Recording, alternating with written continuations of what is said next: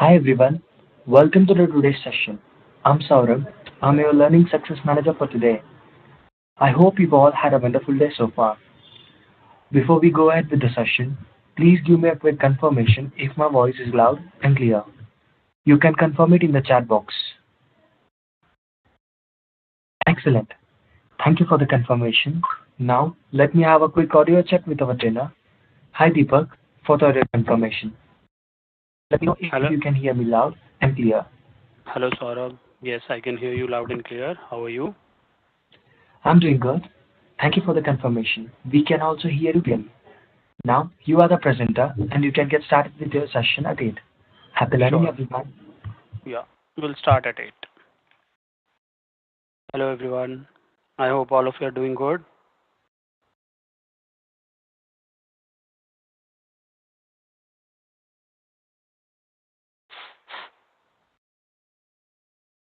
Mm, Good evening. Yeah, so we'll just wait for 2 more minutes, 3 more minutes, and then we'll start. Okay.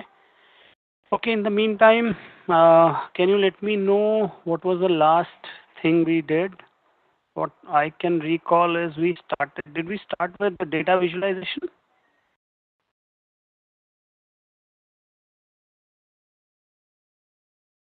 No? Okay. We did not start with data visualization. Okay, so what was the last topic that we did?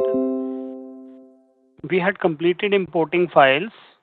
Okay, so we have to start with data munging, right? Okay, got it. We missed. I think we did not have one session on Tuesday last, right? So we have had 4 sessions till now. Link for the files. Okay, can you share the? Okay, I have the community link. Wait. I have the.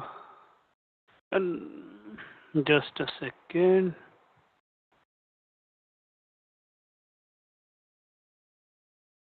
Wait. Let me. I have uploaded the files on Friday. Importing data set. Okay, let me just share my screen. That will be better. I've already shared it to Gaurav. Oh, sorry, Amir, right?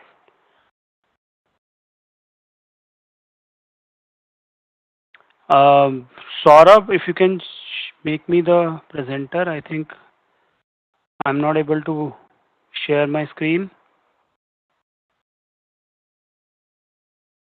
Saurabh, can you hear me? Access to you within an hour also. Okay? Yeah, just make me the presenter. Perfect, Ravi. Thank you. Saurabh,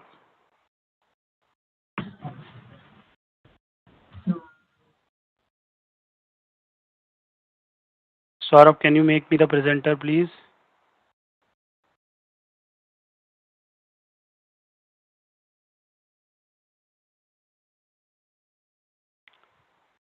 Amir, this is your first session.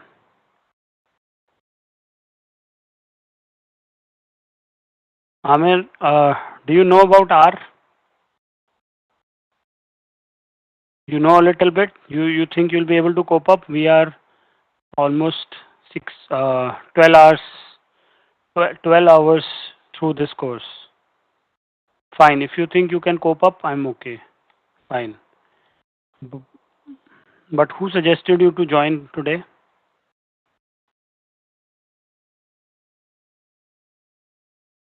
Saurabh, if you can hear me, can you make me the presenter, please?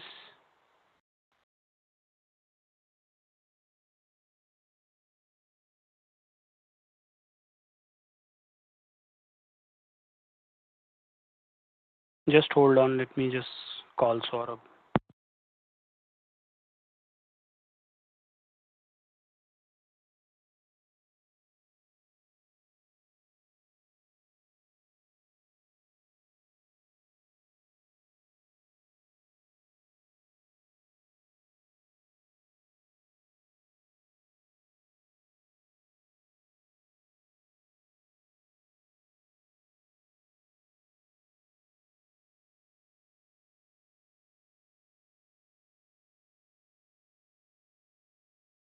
Hello, everyone. Yeah. So, see, Amir, I've already shared these files, right? Session 1, session 2, 3, importing data sets. Okay. So, yeah. So, where did we what was the last topic that we did? We had completed importing, but I think we are done after importing, isn't it? Data munging, we are done. It's munging, M-U-N-G-G, munging, not munching. It's okay. Yeah. Okay. Data munging. So, oh, got it. I think we had done aggregate, right? That was the last thing we did, aggregate, right? Okay, perfect. So we'll continue now. I got it. Fine. So we had done aggregate. Next thing we had to start was table function, right? If I'm correct, right? Table function we had to start. Okay, perfect. Another very important function that that can be of great help to you is table function. Okay, so table function helps you perform categorical tabulation of with data with the variable of the data and its frequency. Table function is helpful in creating frequency tables with conditions and cross tabulation. Prop.table provides you the proportion of the frequency. So let's start. I want you to, all of you are aware of diamond data set.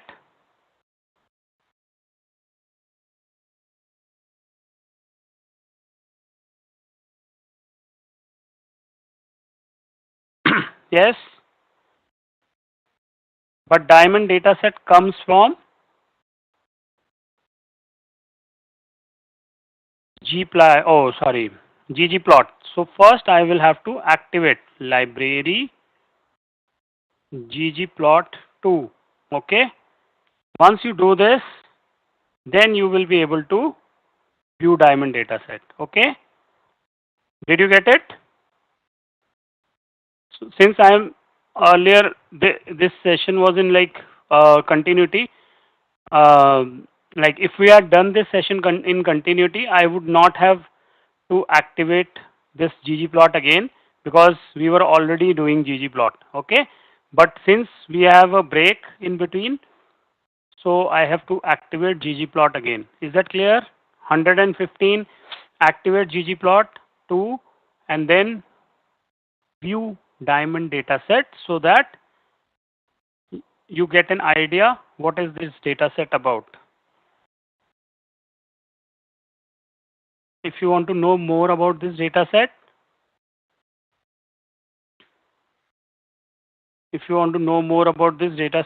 you can diamonds, right, with question mark. To know more about this data set, right, you can, and it will give you an data dictionary of this data set. Okay. Data set containing the prices and other attributes of almost 54,000 diamonds. Okay. Perfect. So have you viewed this data set?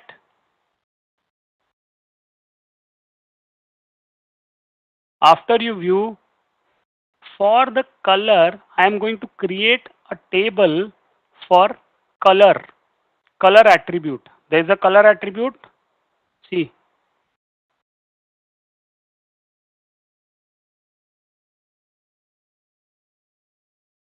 color, right? There are colors and they are graded, like they have been given, they have been coded with alphabets, right? If you see here, diamond color from D to J.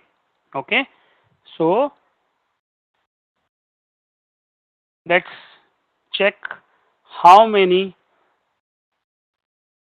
See, class of T1 table, and if I view this T1, you'll get an idea how many diamonds of different colors are there in the data set. Are you getting this? How many of you got this table? Type T in the chat window. T. Type T in the chat window if you got this table. Type T. Okay, great. Now, once you have viewed, what about others? Are you still doing?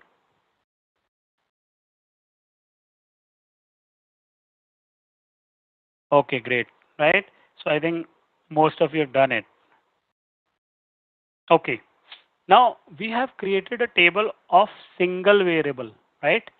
Using table command, I can create a table for multiple variables, color and cut. Let's create a table for color and cut. See, very powerful function, right?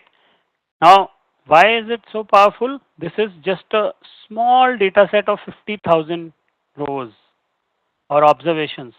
Had it been 5 million rows also, the time that it will take is the same to create such a table. That is why I said it's a very powerful function. It, it will take just a couple of seconds to get you this table. Okay? Even Excel will not help you, will get you that fast because you'll have to create a pivot there, and handling a 5 million rows in Excel is almost next to impossible, right? Okay. Quickly, did you create this table? You can view this table also. See, if you want to view this table, this is how you can view this table. Color and cut.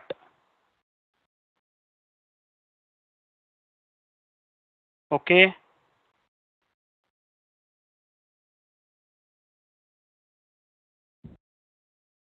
Let's name this as tab 2.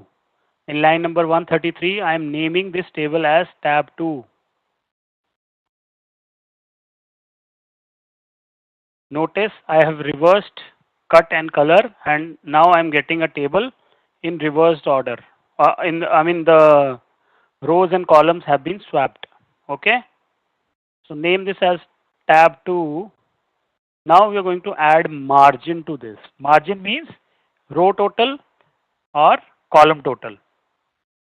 Add margin. Line number 138. Okay. Now see, I am trying to moderate the speed, right?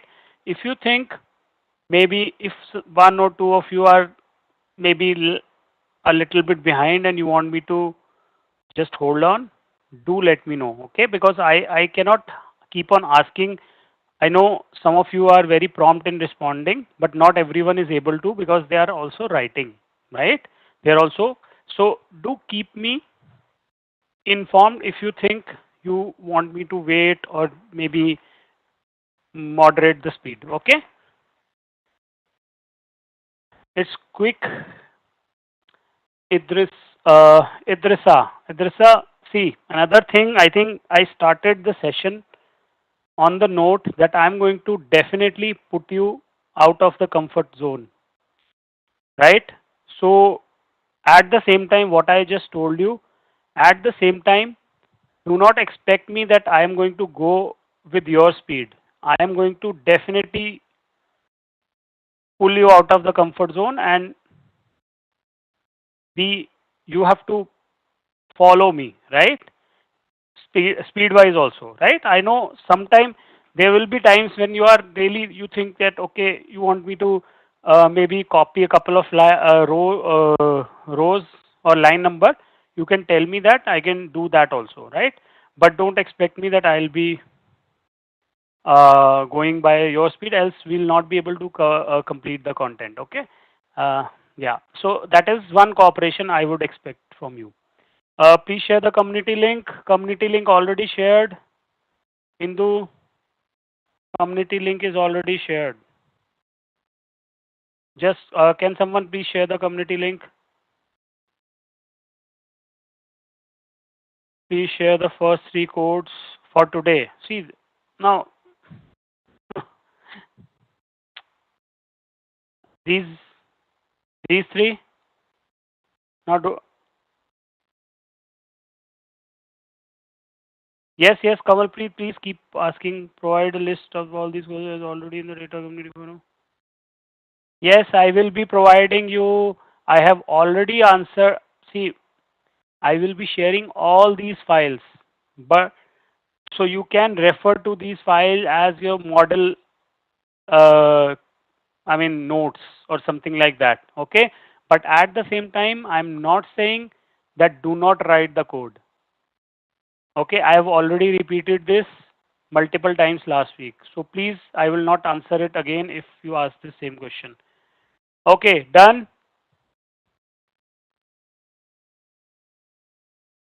These are the three codes I think you wanted. To start, we need, yeah, of course, that's what I'm saying, Kamalpreet. I will be sharing it. Okay, quickly. Did did you add margin? Who added margin? How many of you did 138 to 140? Type 140 in the chat window. If you're done with 138 to 140, please type 140 in the chat window. Thanks for the response. Those who are responding, thank you.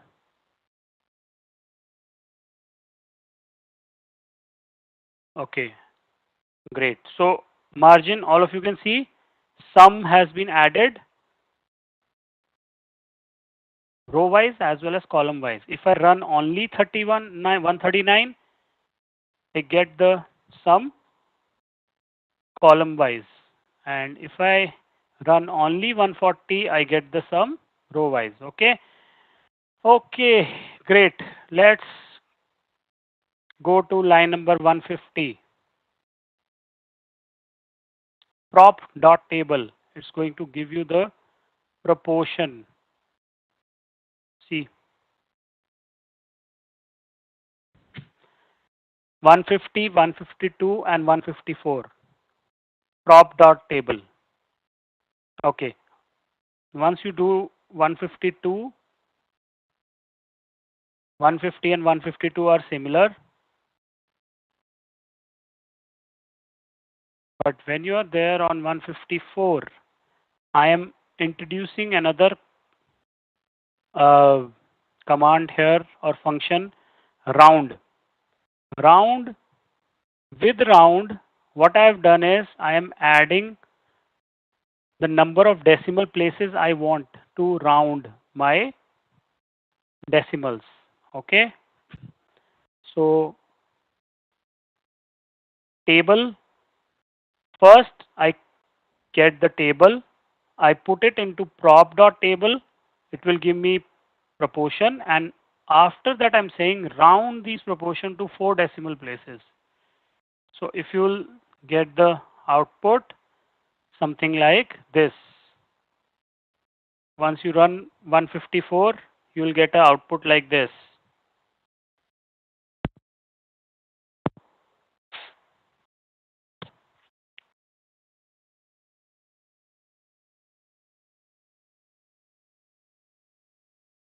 Once you're done till 156, in 156 I'm just asking R to print the table.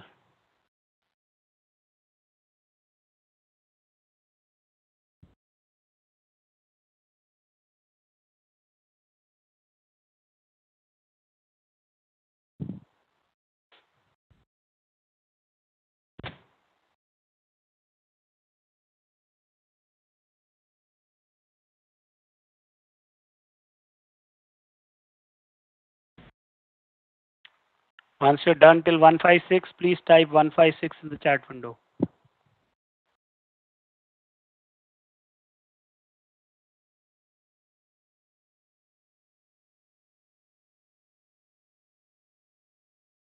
Thanks for the response, Alok.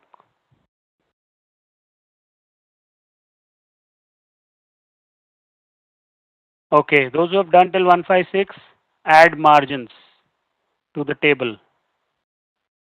160.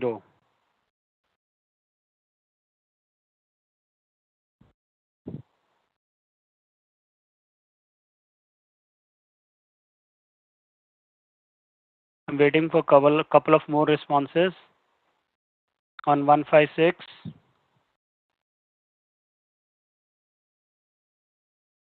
Thanks for the response. Okay, perfect. So try 160, those who have done 156. Just add margin. It's going to add the margin row wise and column wise. Okay, now I'm calculating the proportion row wise in line number 167. First, I'm getting the table round proportion, and then only the row wise total. Okay, try this. Sorry, total is not there. Add margin is not there.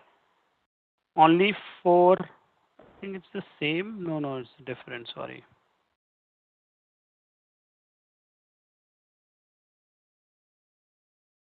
Okay, yeah. So what is happening here is, sorry, proportion has been calculated row wise. Earlier, the proportion was calculated for the entire table. Okay, right? Now, here in line number 167, proportion is calculated row wise. Means row wise you will see total being 1. Is that okay? If I add margin to this, mm,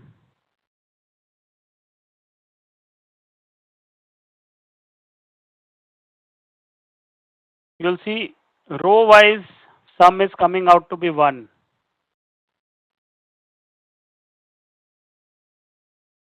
Is that clear? What is happening in line number 167? How many of you 167 is clear? How many of you got 167? Please type 167. You can keep writing. I just want to know if you got it. Okay, great. Thanks for the response. Please keep writing. After 167, try 170 and 172. In 172, the same thing, I'm just adding the total column wise.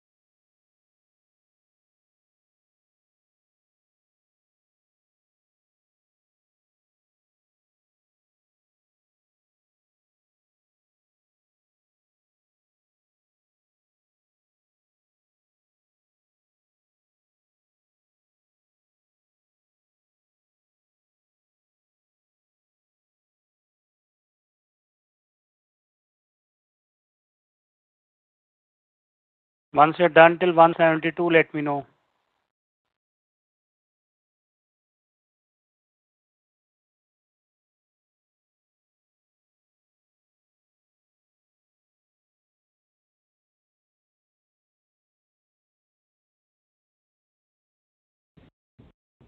172 is done.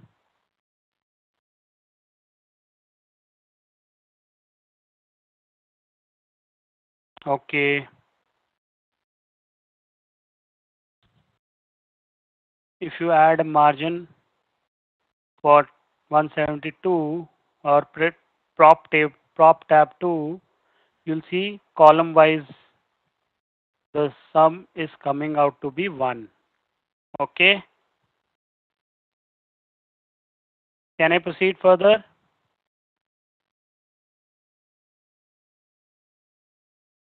Okay. Now, conditions. I can also add conditions to table. Create a table for carat where carat is less than 1. Can you see 178? So, created a table where carat is less than 1. False and true. 38,880 true are there. Okay. Similarly, 182. Create a table of color for color and cut where the price is less than 1000. So it has created a table only for those cut and color where the price has been less than 1. Is this clear?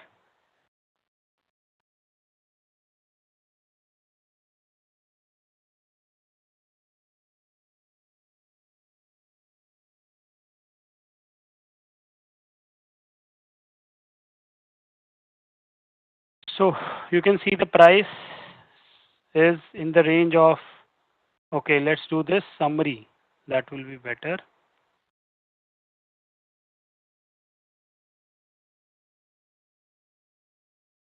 If I do a summary of price, see, price starts from 326. First quartile is 950. So it means around less than less than 1000 is around, you can say 13,000 something, right? So if you do a total of this, it should come to close to 13,000. If I do a add margins,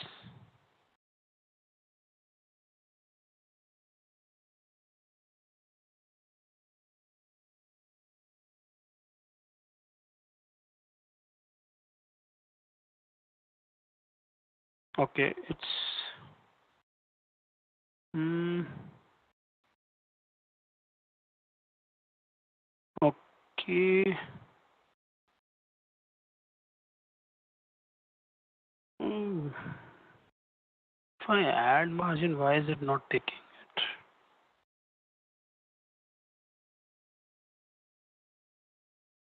Okay, let me put it as T1000.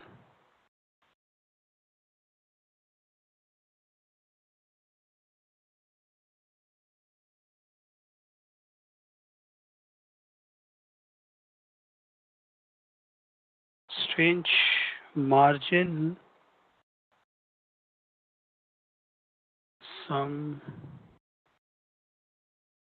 I'll just check this. When you add margin, okay, there you go. Oh, fine.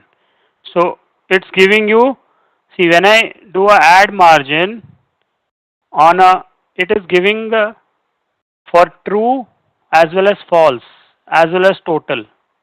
Can you see? If I add margin to the table, first it is giving me the margin for false which do not meet this condition. It creates a table for diamonds that do not meet the condition. Then it gives the table for diamond that meet the condition. And then it gives the total. Is that clear? Okay.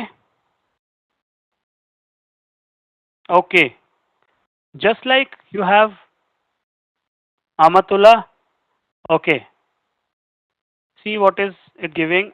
When I ask to add margin, can you see equal to false? Where the condition is not met.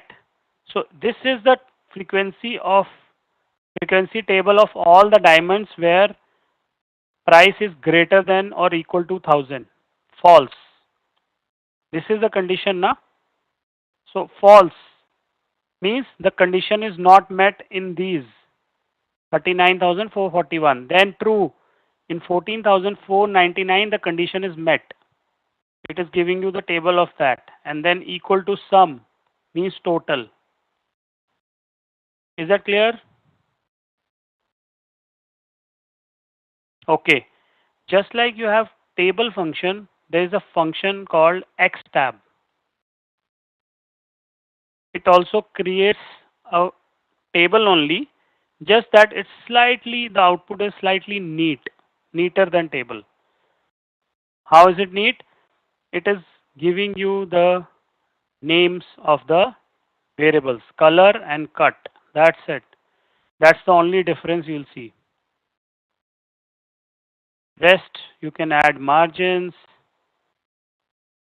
and you'll see. So try line number 189 and 190.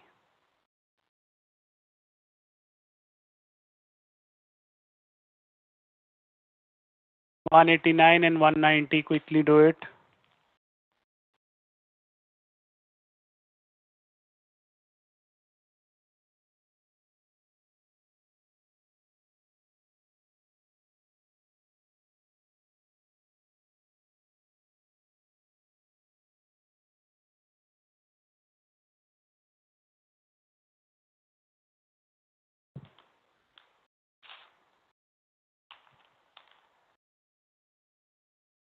And let me know once it is done.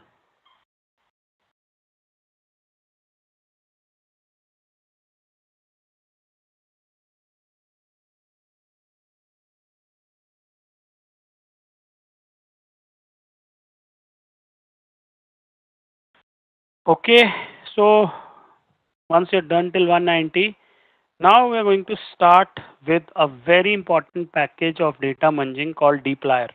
Oh, sorry, it's a package for data manipulation. It's the same thing, uh, manipulation. How do you, what are the options that are available in this package? There are a lot of options. We are going to do the 5 most important of the functionalities of dplyr. For this, I want you to install dplyr line number 195 and then activate it using library command. Quickly do it.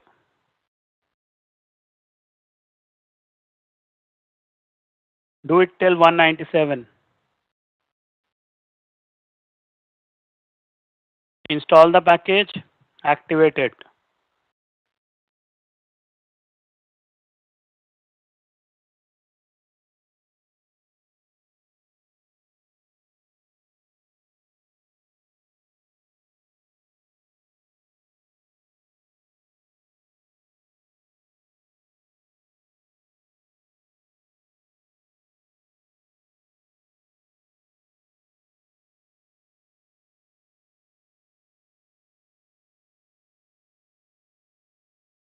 Once you're done till 197, let me know.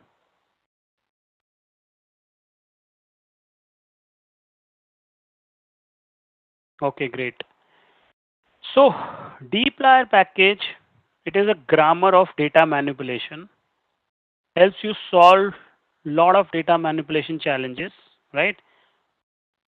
The earlier package was known as Plier package. It was a tool for SAC procedures. SAC means split, apply, and combine. Okay. dplyr is a upgraded package, new package which provides a set of tools for efficiently manipulating data sets in R. dplyr is the next iteration of Plier, focusing on only data frames. Okay. Focusing on only data frames. Notice this.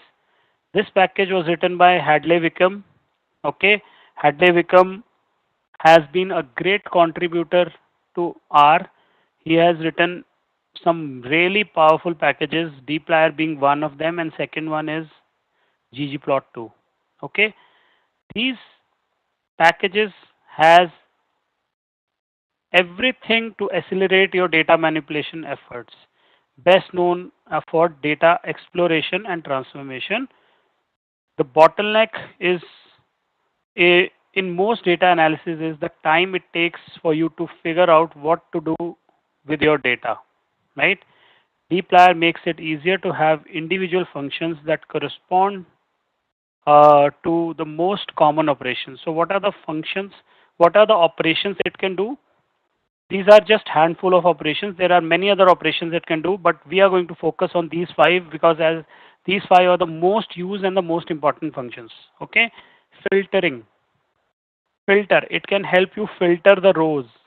Filter is a row-based function. So you can filter the rows based on some conditions that you can apply. Then select. Selection is a column-based function. So you can select the columns or the variables using select functionality. Arrange means sorting. You can arrange the data in ascending or descending order. Mutate. Mutate means creating new variables. dplyr can also help you create new variables. And then summarize. High level summary based on grouping. You can create high level summary based on grouping.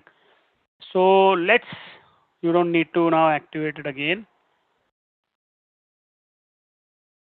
Okay, all of you are aware of empty cast data.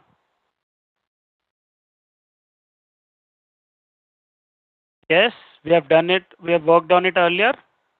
So view first, activate this data and view this data. So empty cast data is like this. The important thing to note here is that all the variables are numeric. This is a data set of some matrix, matrix that are used for, I mean, some matrix that are recorded for different cars, right? 32 different cars. Mazda, Datsun, Duster, Merc, right? 32 different types of cars. They are, the data is captured for them. Okay. So let's run head, tail, and structure. We already know these functions, right? Head, tail, and structure. Quickly run it. And I'm sure you know what happens when you run head, tail, and structure. And then summary. And before you run summary, or okay, after you run summary, there is this command called NENA 236. NENA will help you know if there are any NAs in the data set.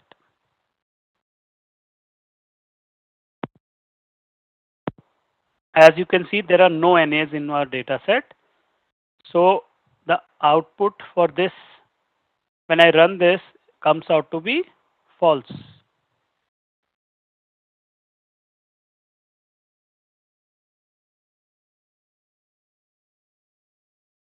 Okay. So can we start with the first command?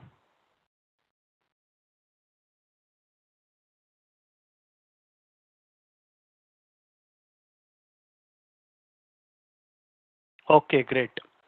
Filter. As I said, filter, row matching the criteria. Filter matches the rows. The output is given in terms of rows which match the criteria. The command structure for all dplyr options is this. First argument is the data frame, name of the data frame. Second argument returns the Is the return value is a data frame? Sorry. Wait. Nothing is modified in place. Wait. All Libra options first return values in the data frame. Nothing is modified in place. Leave this. I don't know what. Leave these lines. Okay. So let's start by writing. We have already viewed the data set, right? So how do you write dplyr functions, right? There are two ways you can write dplyr functions. One is line number 253. After dplyr, after you write dplyr, put a double colon and you can see so many functionalities are there for dplyr. Can you see? So many functionalities. So we are going to use filter. So I'll write filter and then I mention the data set, empty cars, comma, and then I mention the condition. Is that clear? CYL equal to, or okay, CYL double equal to 4 means exactly equal to, double equal to means exactly equal to, right?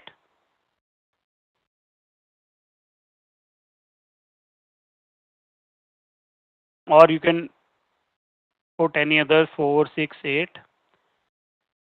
And I assign this to, assign a name B to this. Assign a name to this B and then in line number 255, I am viewing it.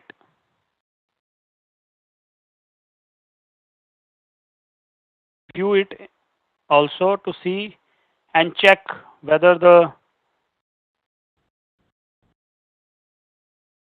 condition is properly applied, the filter is properly applied.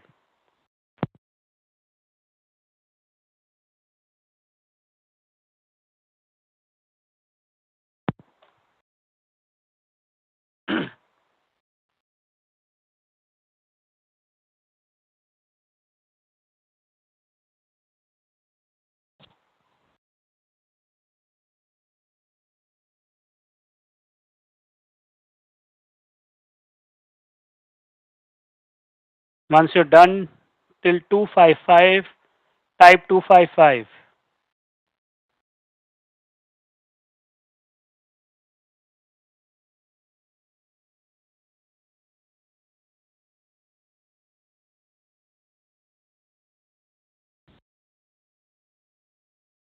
Did you check also? See all 8. So how many observations are there with all, with when the filter is applied? How many observations are there in B? Who will tell me? How many observations are there? Look at the data frame. See, when you go to B, it's written there 14 entries. Okay? Okay. The other way you can write dplyr is using this pipe symbol, right? So how do you write this? Empty cars. First I mention the data set. Then I mention this symbol. This is called, I think, pipe or infix. Yeah. Infix operator. This is called infix operator, right? Empty cars. And what does this do? This means on this data set, you can keep on extending your functionalities with this data, with this infix operator. It means first get empty cars, on empty cars apply this filter. Okay. If suppose on that data I wanted to apply another filter, right? Let's say I calculate this, sorry, I get this. What happened? Could not find this. Okay, I think. Wait.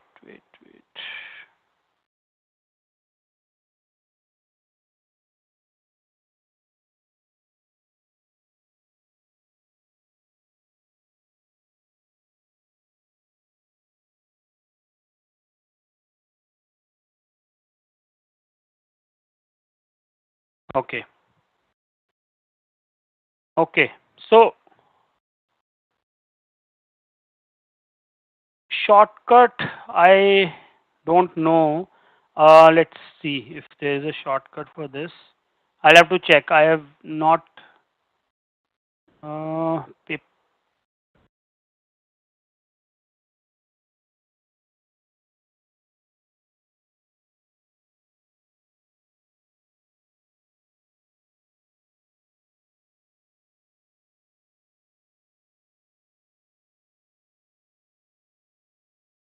I'll have to check. Okay. I have not used a shortcut for this. Okay. I'll see if it is there. I'll let you know. Okay. Okay. So now if I want, see, I have these observations with cylinder equal to 8, right? Control Shift M. Okay, great. Thanks for the response. Thanks for letting everyone know. Okay, now out of this, if I want gear as 5, can you see there are only two observations, right? So I can extend this Control Shift and M, right? Okay, Control Shift M, and I can again put a filter on this. Filter gear equal to 5. So it is going to only give me two observations. Did you get this? Did you get this? Please confirm. Let me know if you got this.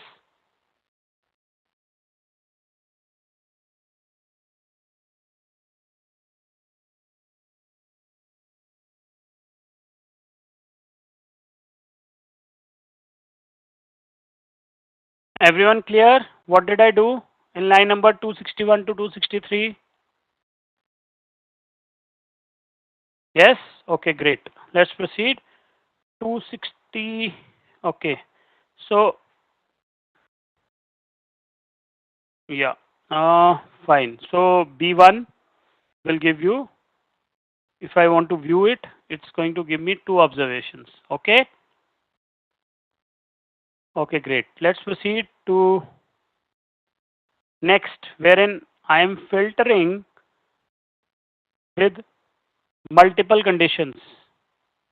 I'm filtering the data set with multiple conditions. I'm doing it to both the ways. You can either do it both the ways, or one will, if you want to do it one way, you can do it one way. Okay, try multiple conditions.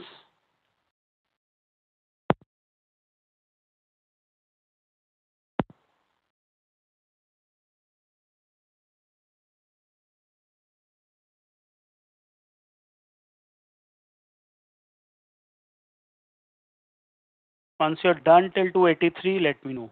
Type 283 in the chat window.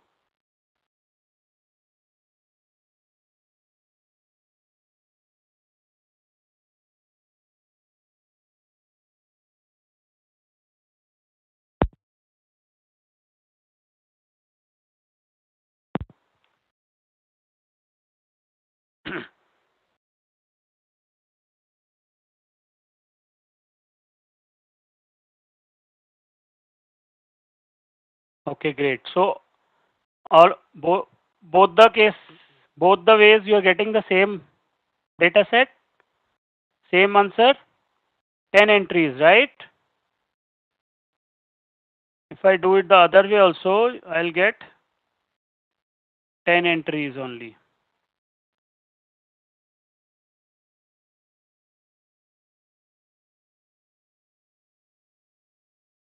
Okay, great. Okay, so I think this is just the same thing. So you can, leave this. It's the same thing. Okay, no, this is OR, sorry. This is OR, right? So try this 285 OR condition.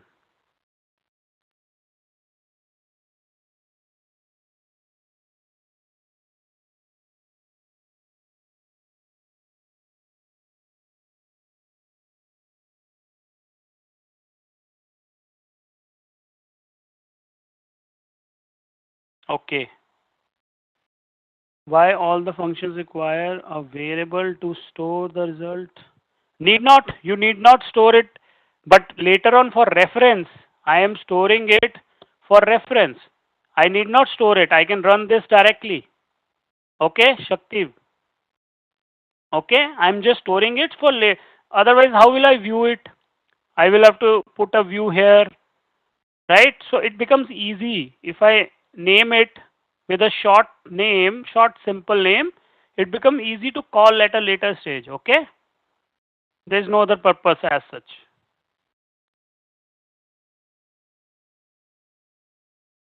Okay, so filter is clear. Now let's see select. Select helps you pick the column by names.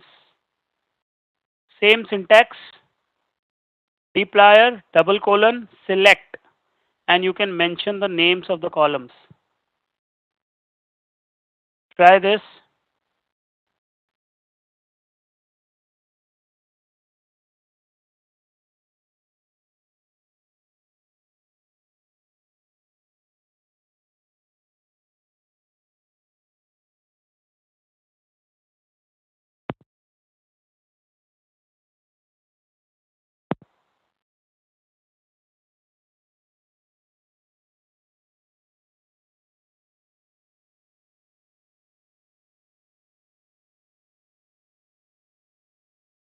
After you try till 296, try 303 and 304. Select only the relevant column, only the specified columns will be used to create the data frame.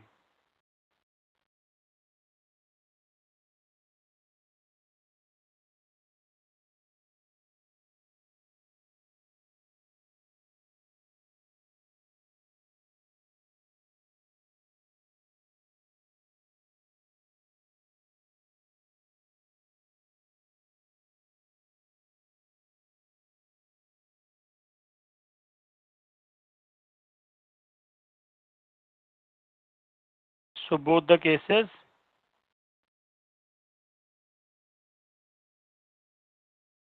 displacement and MPG.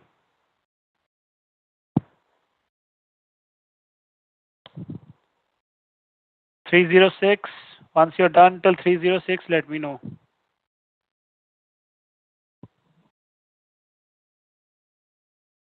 Okay. You can use colon to get the variables in continuity. For example, line number 310. I'm using a colon from DRAT till carb. So it's going to give you DRAT till all the variables from DRAT till carb. You need not write all of them. You can use colon and all the variables in continuity will be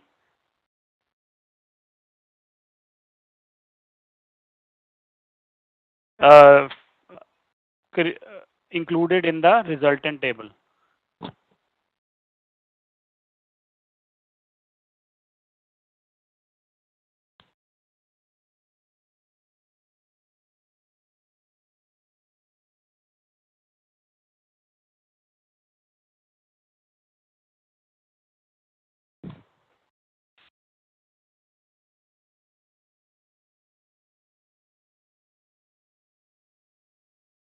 312. Once you're done, please type 312 in the chat window.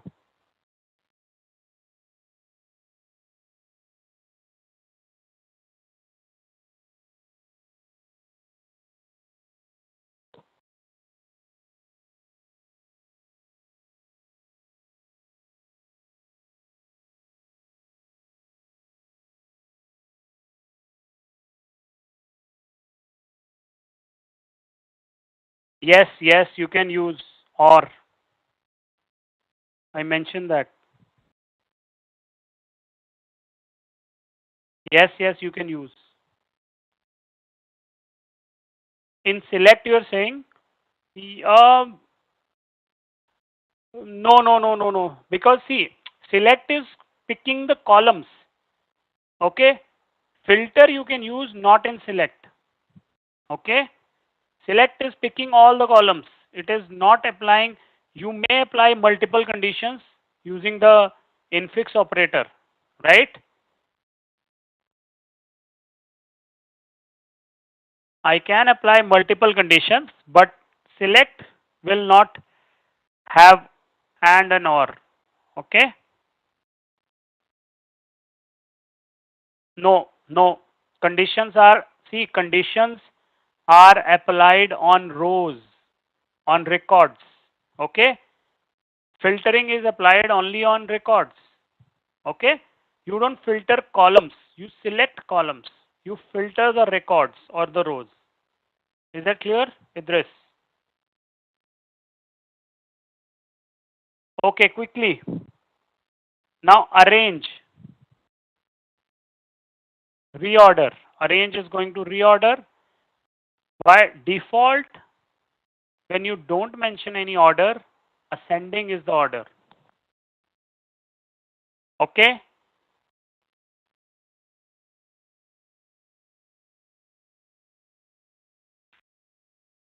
Use arrange. Just everything, the entire syntax and the structure is same. Use arrange and mention. Within arrange, we mention the data set and then the variable from which you want to arrange or order.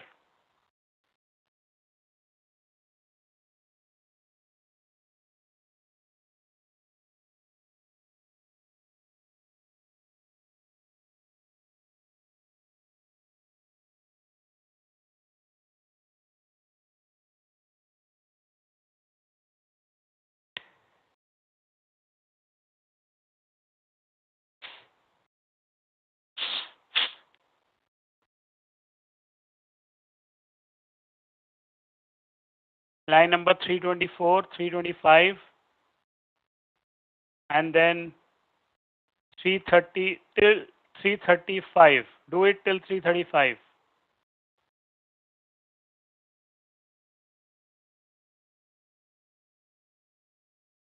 If I don't mention anything, it's going to be arranged in ascending order of displacement. So you can see displacement, it's in ascending order of displacement. All the cars are in ascending order of displacement, as I did not mention the order. For descending, I will mention DESC, and then displacement. This is going to reorder the data set in descending order.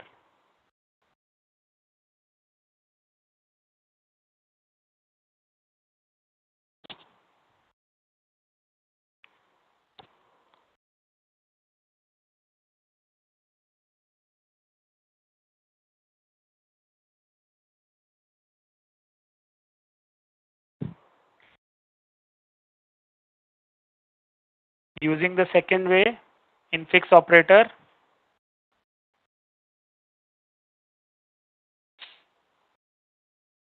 line 332 and 333.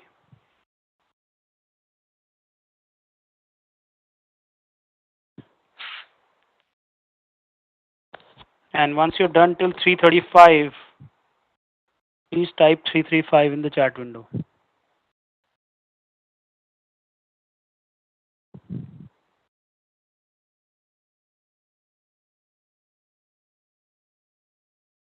Thanks for the response, Pungori.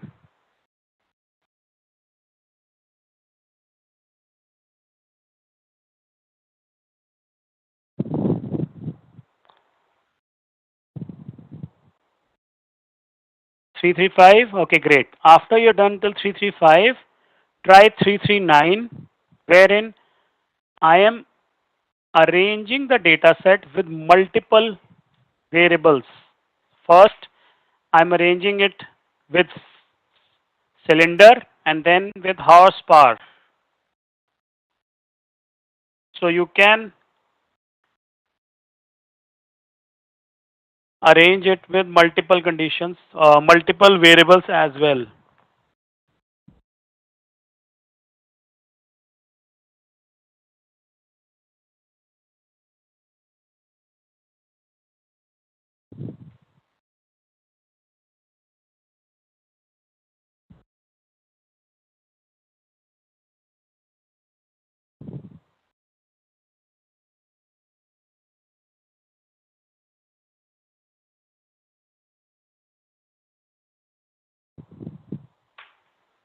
339.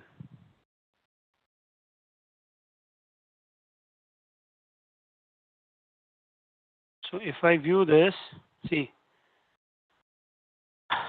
first it's in descending order, right? Of cylinder, sorry, ascending order of cylinder and horsepower.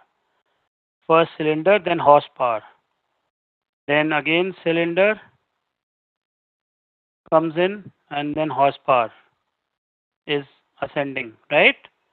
So it has been sorted by two variables also, right? Now coming to the fourth functionality of dplyr that we are going to do is mutate. With mutate, I can create new variables, right? So here I'm creating a new variable called custom displacement, which is equal to displacement upon 2.33. Okay, using mutate functionality, I'm creating a variable called custom displacement. And this will be added to this MTCars5 dataset.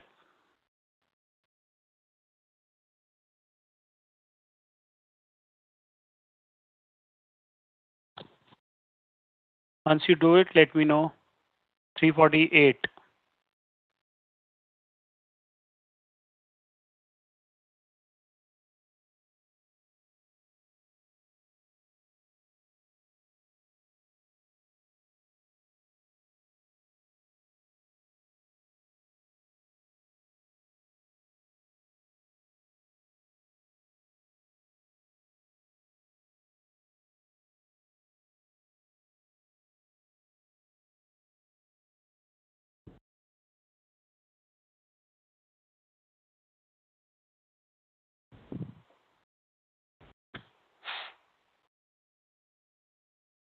After I've created the MTCars5, I'm creating MTCars6 just using the infix operator.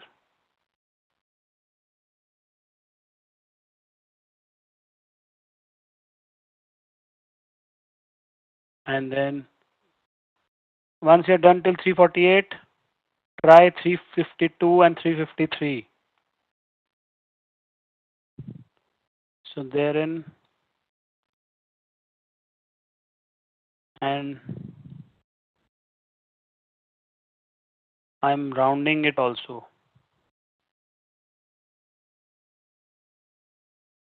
to 3 decimals. So try till 358.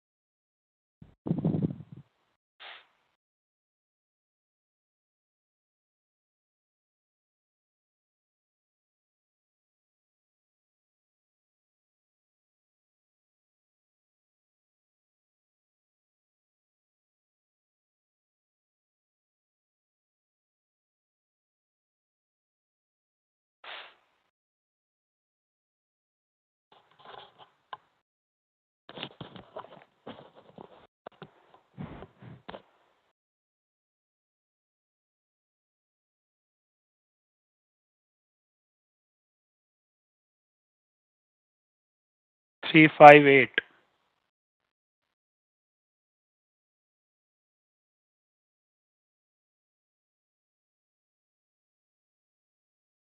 Okay, we'll wait for some more confirmations on 358.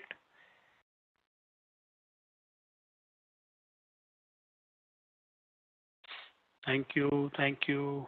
Thanks for the confirmation, timely confirmations. Very good.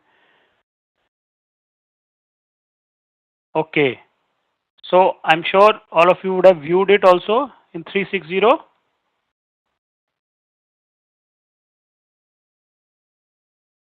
So you can see if I run 360, 3 decimal places are there, right? Okay, great. Summarize. The last functionality we are going to use, we are going to learn for dplyr is summarize or group by. right? So we can apply functionalities like, I mean, we can apply operators like mean, median, standard deviation by grouping them and then summarizing them. Okay, so here I'm taking the data set, grouping it by cylinder, and then applying summarize, and I'm mentioning the functions that I want. Summarize the mean, standard deviation, and the median for displacement.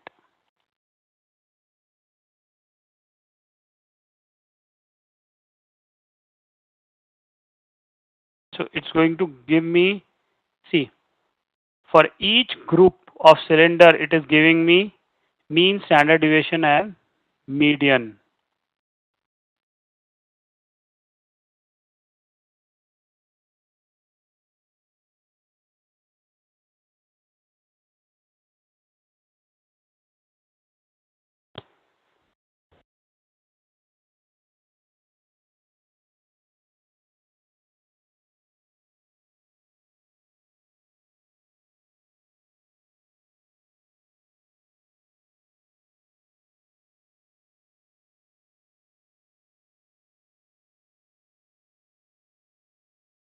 Did you get this table?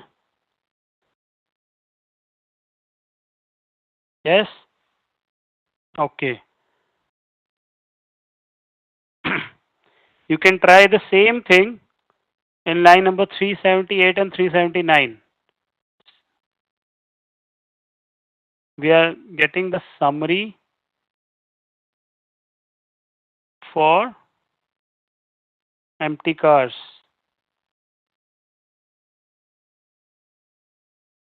For displacement.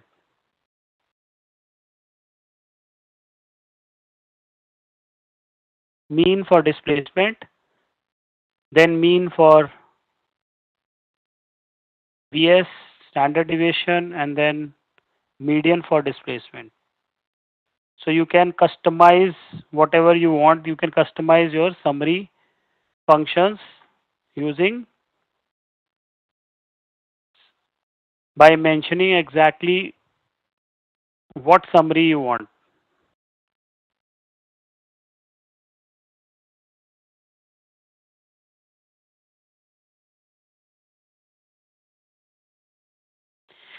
Okay, I am there is this a very neat way of creating a data frame, right, which is called table, right? I have covered it, but that is not in our curriculum, but I will be sharing it with you. I'm naming it. I'm naming it. Yes, yes, yes. Uh, yeah. Okay. So Tibble, I want you to maybe, I'll share this file today, so maybe you can go through Tibble. It will give you an idea. This is a neat way of creating, much better way of creating data frames, right? But data frames are the most used, but you should know what a table is. Like this, can you see? This is a table, right? It neatly mentions the variable names, right? And the row names also, row numbers also, right? So there are some differences between a table and a data frame. I have given the differences here, right? You can go through this table. Okay, great. So that was about data munging. Okay, now also will be sharing this 3.3 descriptive statistics. If we get time, we will do it in the last session. But otherwise, if we don't get time, I will be sharing this file. This is, you can say, just advanced level of data munging, descriptive statistics, right? If we get time, I will cover it. Otherwise, you will be equipped enough after today's session to go through this. Okay, is that clear? So next, okay, let me do this. I'll share it right away, right?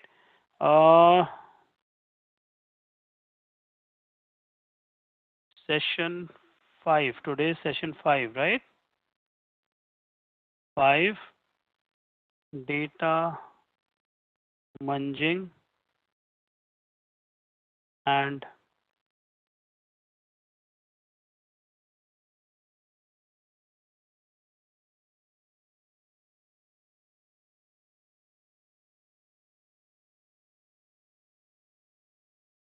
importing.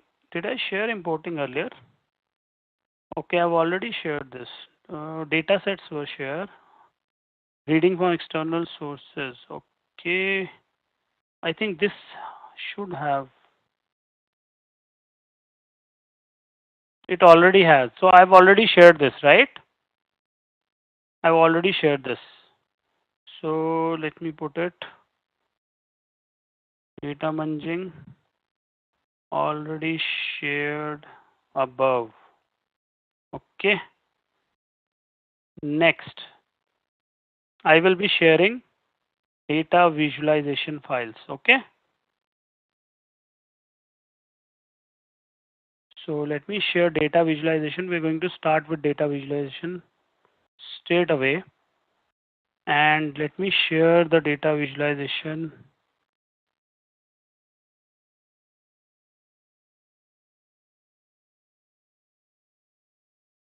files as well as data sets. Okay. So I've shared both of them, files as well as data sets. Nothing much with data set, but yes, files you can refer to it later. So data sets, not much. Sales quantity, you already have that, right? Okay. Did you mean the stats as well means? Which one? Which file are you talking about?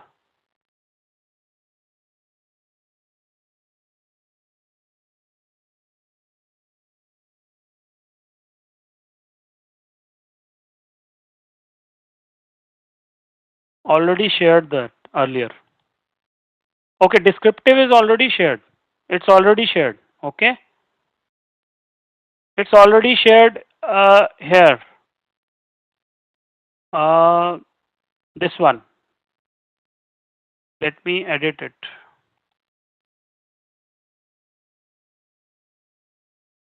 Data sets, data.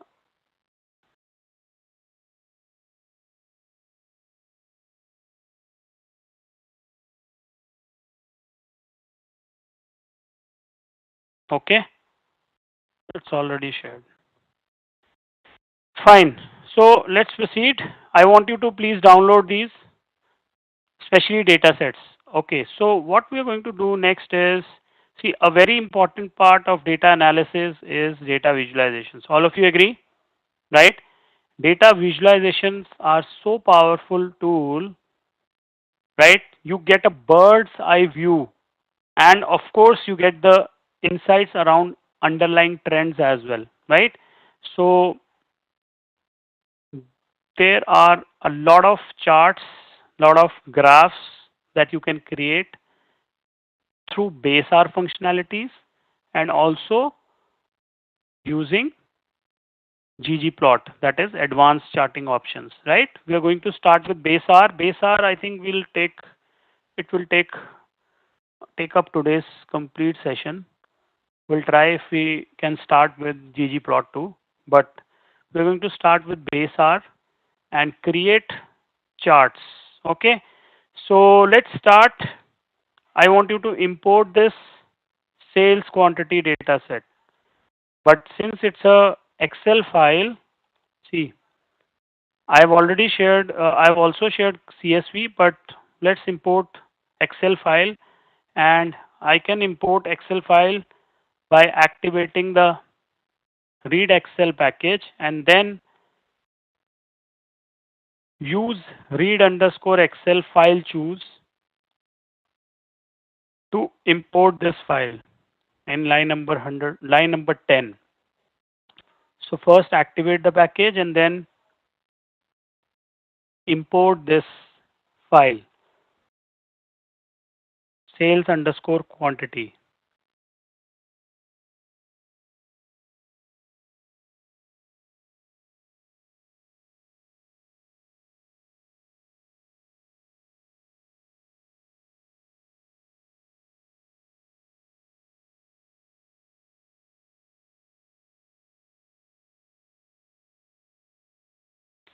So you'll keep an eye on the global environment.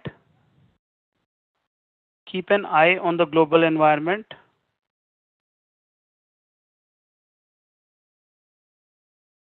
So you should have this file in the global environment once you run line number 10.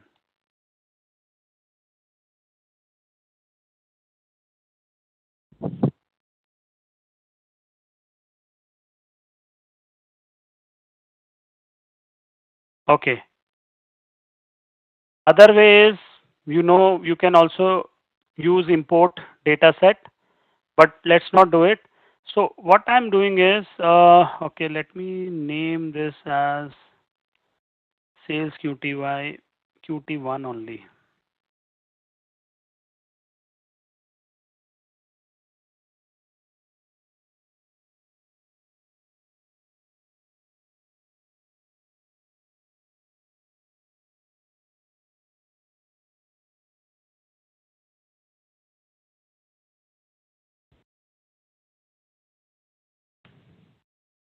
Okay. After that, try structure summary view.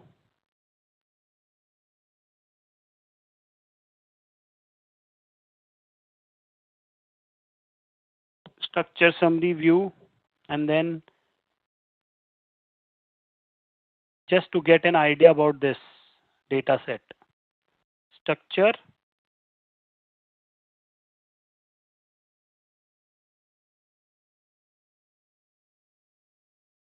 summary and view.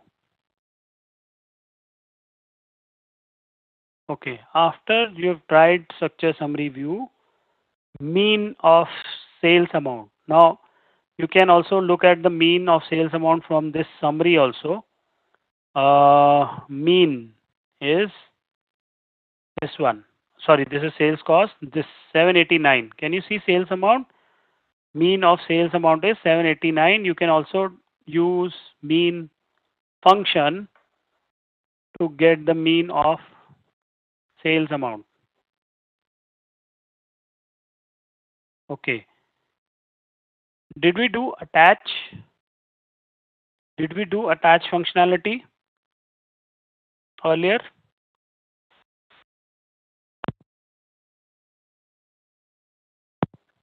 Okay, we have not done. Okay.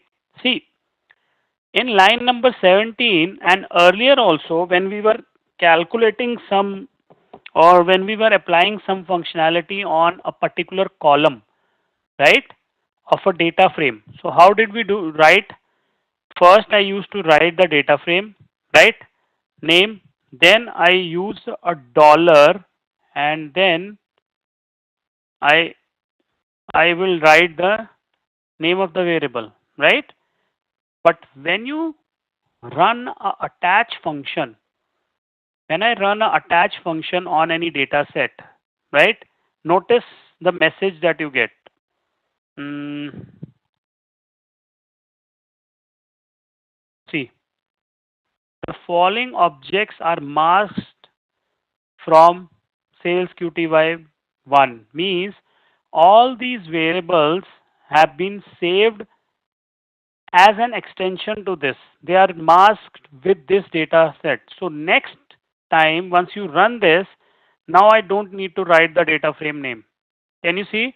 I can straight away calculate the mean of sales underscore amount, because it this sales underscore amount is masked with the data frame sales QTY1. Is that clear?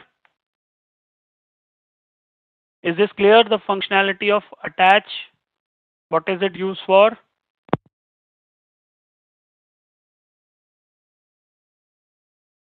Okay. What I'm saying is, I'm repeating. See, I'm repeating. Wait. Okay. I'm saying when I run attach function on any data frame, I need not write the data frame name as extension after this. Can you see this? It has masked all the variables in that data frame. It has masked means it has linked all these variables with this data set. So whenever I write, see mean sales underscore amount, it will automatically means this sales underscore amount is coming from sales QT by 1.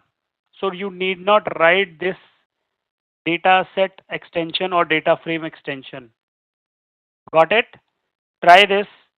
First, run attach with the data frame name and then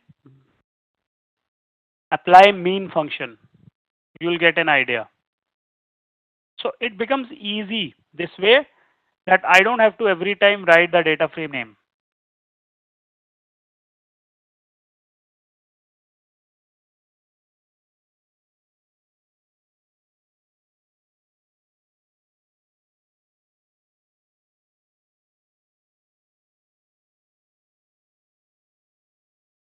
Okay, try it. Isn't this a wonderful function? It will save you from writing, but at the same time, you have to be very careful that you don't use a different case. You don't use you use the case that is actually there with the variable. Line number 23, when you're done, let me know.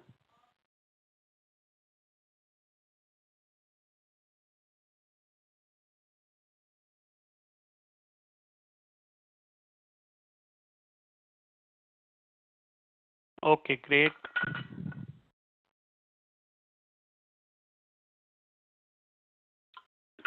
What about others?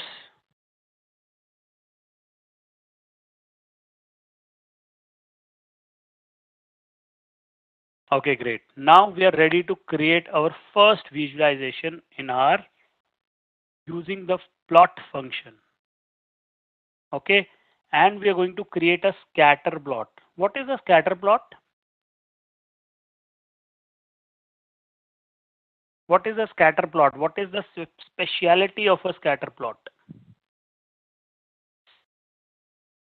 Exactly. It shows the relationship between two measures. Dot plot, but why is it dot? That's important. Because it is showing the relationship between two measures only. Okay, let me quickly show it to you.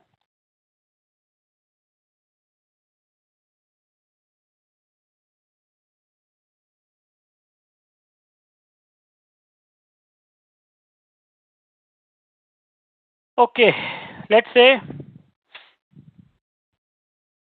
mm,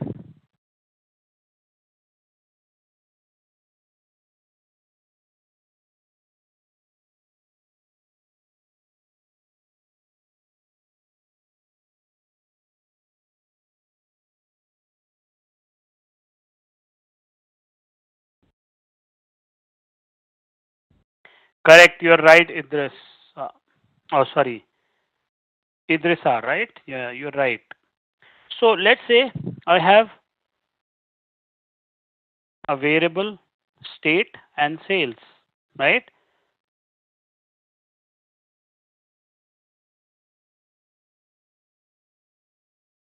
These are the sales. Okay. So now, can you tell me what kind of variable is state? Okay, what kind of variable is sales? Numeric, everyone will agree. What kind of variable is state? Categorical. Factor in nominal, right? In R terms, you will say factor variable, right? Categorical, right? Now, for such a variable, when you have to create a chart for such a variable, see, one is numeric. It can be shown on axis, isn't it? Can you show this variable on axis? Can you show state on axis? No. It can only generate header names, means state names, right? Usually when you have a categorical and a numeric variable, we put categorical variable on x-axis, though you can also put it on y-axis, then the orientation will change. But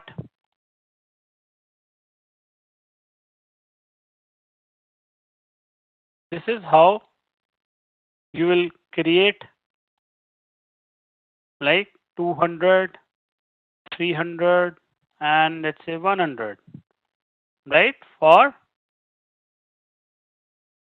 A, B, and C, right? Okay, now think of, I bring in profit variable, right? Wherein, okay, 50, 75, and let's say minus 25.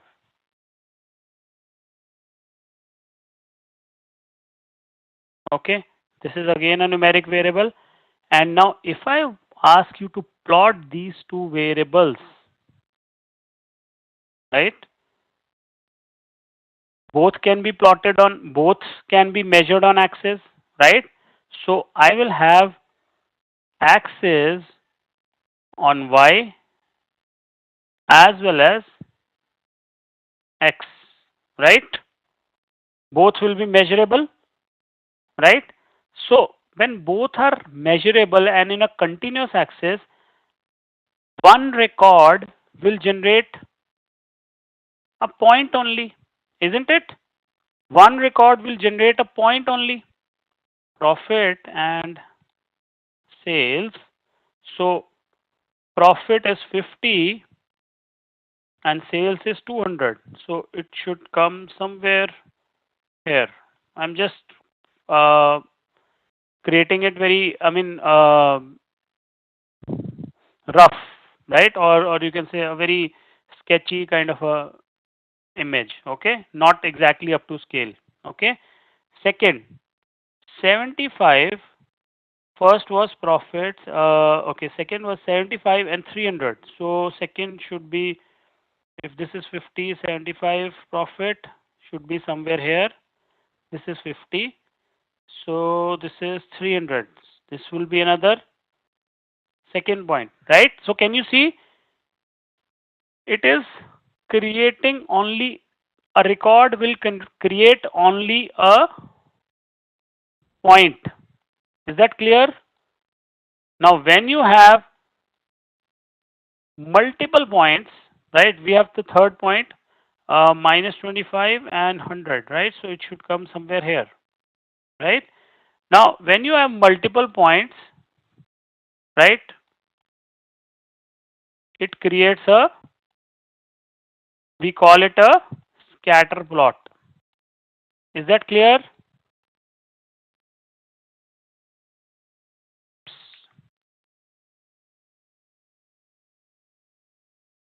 Is that clear? Yes. So this is a scatter plot. Okay, right? So where each point is indicating a relationship between two numeric variables. Okay, so let's create a scatter plot. Herein we have two numeric variables, amount and cost, sales amount and sales cost, sorry, right? I'm going to use plot function to create a scatter plot. Can you see?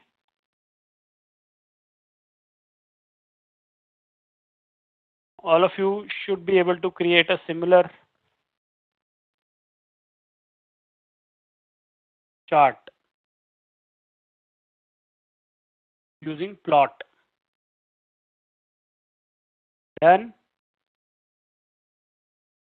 Keep typing the line number. That will help me understanding where exactly. Okay, thanks. Thanks, Mangori. 31. Okay, great. Now, this is just very basic chart. It does not even have a title. It does not. It. I can even change the X labels, Y labels. Also add colors. Also change the shape of the uh, plotting character. We call it, right. We'll see how do we do it. In line number 34 and 35, along with the plot, I am adding the title. The title can be added using the command main within plot. And the title is there in double quotes. Idris, it's already shared along with it. See, CSV version is also there. Okay?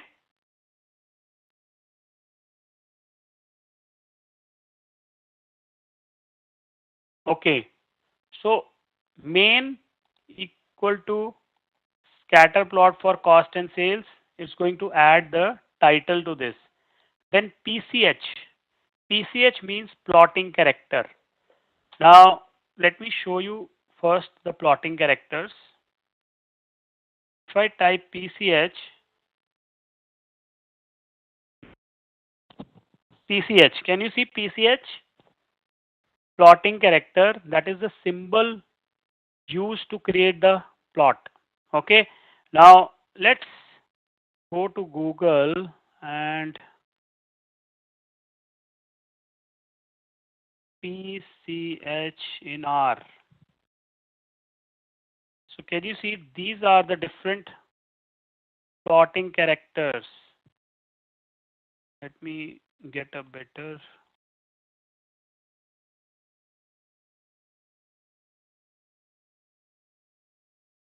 Okay. Are you getting these? So right now we had tried, by default it comes to be 1, right? Now you can pick any number and you'll see the plotting character changes. Use any other number with PCH. So PCH equal to 19 is going to give me a solid circle, right?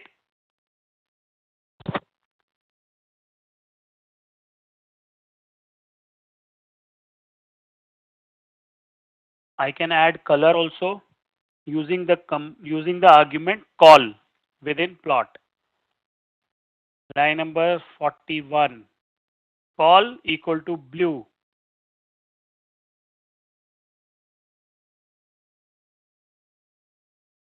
Once you're done till 41, let me know.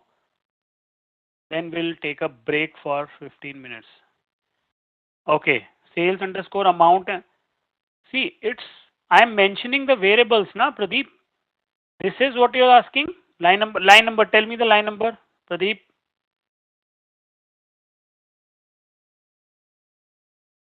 41. 41 or 31? Vishal. 31, right?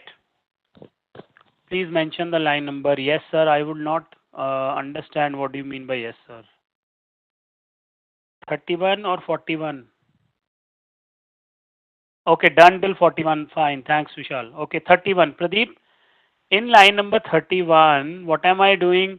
I told you now we can create a scatter when you have two numeric variables. So I'm just mentioning the two numeric variables and I don't need to mention the data frame extension because I have already attached it. I have run attach. So I don't need to mention the data frame name. Is that clear, Pradeep?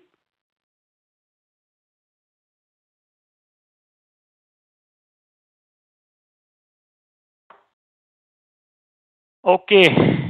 How many of you have done till 41? Vishal has done.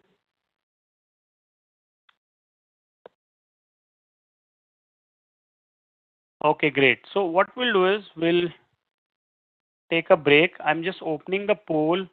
Please do participate in the poll. Let us know how did you do in terms of pace and delivery. And what I am going to do is we'll take a break.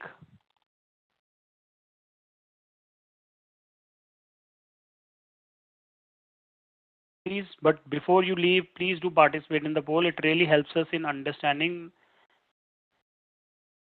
your viewpoint, right? And it really helps us in modifying, moderating if any changes are needed, right? Thank you so much. Really appreciate those who are participating.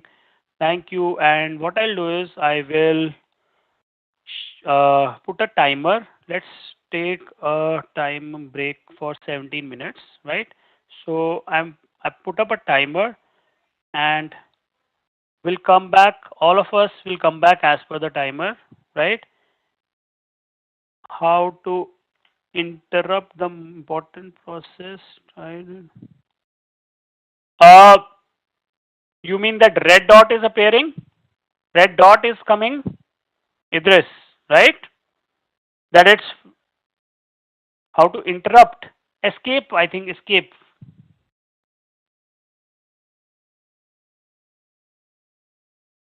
Okay? Okay, great.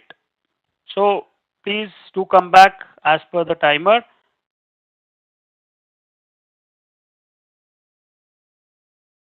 It was not shared, Amit. Don't worry if it is not shared. I'll share it. Okay? Let me come back. Let me also take a break. I'll come back and share. Okay? Don't worry. Right? Okay. Thank you. Take care and just have a good break and we'll come back quickly. Right? Thanks.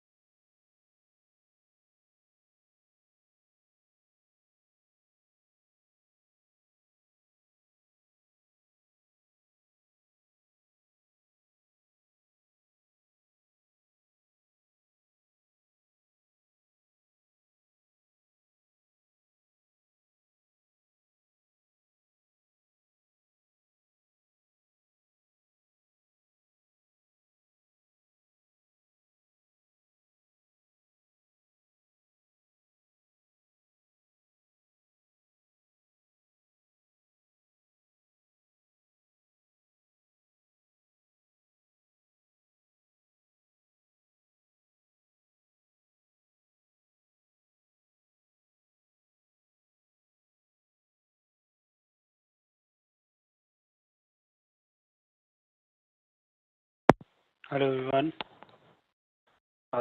Thank you so much for participating in the poll. Appreciate that. So let's continue. Okay. So you could draw this if you want to try different colors, right?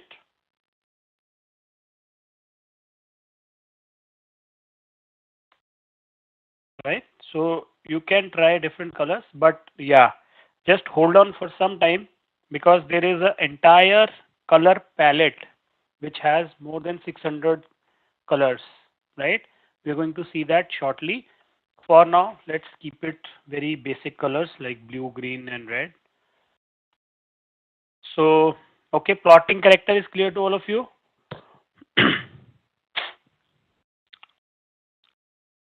Okay, now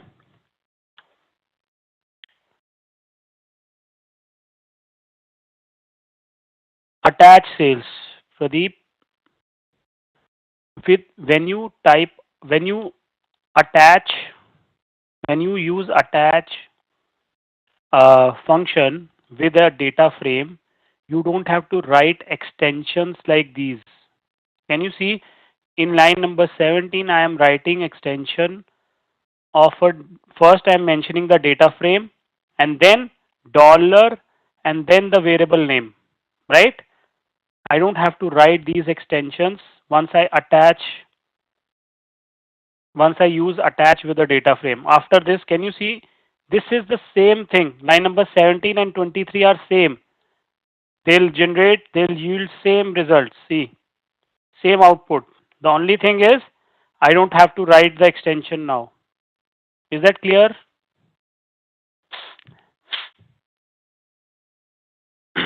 Is this clear, Pradeep? Okay, great. So quickly activate first. Activate the library ggplot2. Sorry, activate the package ggplot2 using the command library because we are going to again use a detach. I have not used it. Uh, Let me check that, right? I have not used it, but good question, right? If you don't want to use, I think as such there is no detach function, but you can straight away start using extension if you want to. Okay, but definitely let me come back. I have not used it. Let me see it if there is a function called.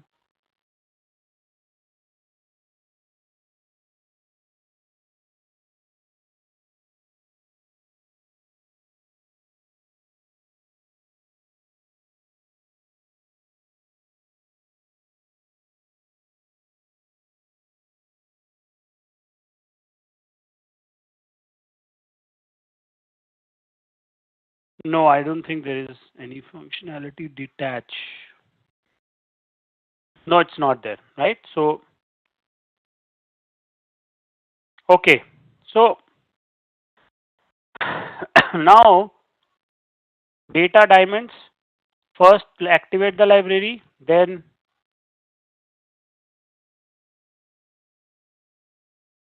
view this diamond data set, which we were already doing it, right?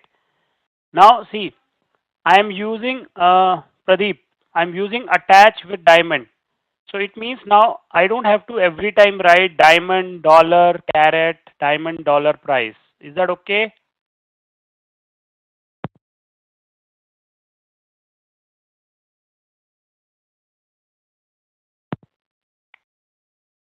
Please plot caret and price. Line number 60. Both of them have numeric value, so it's going to plot a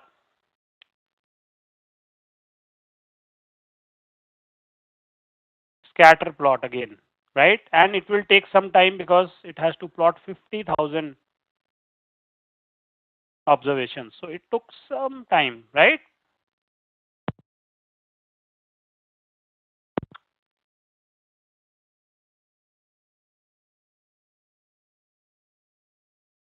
Do it till line number 60.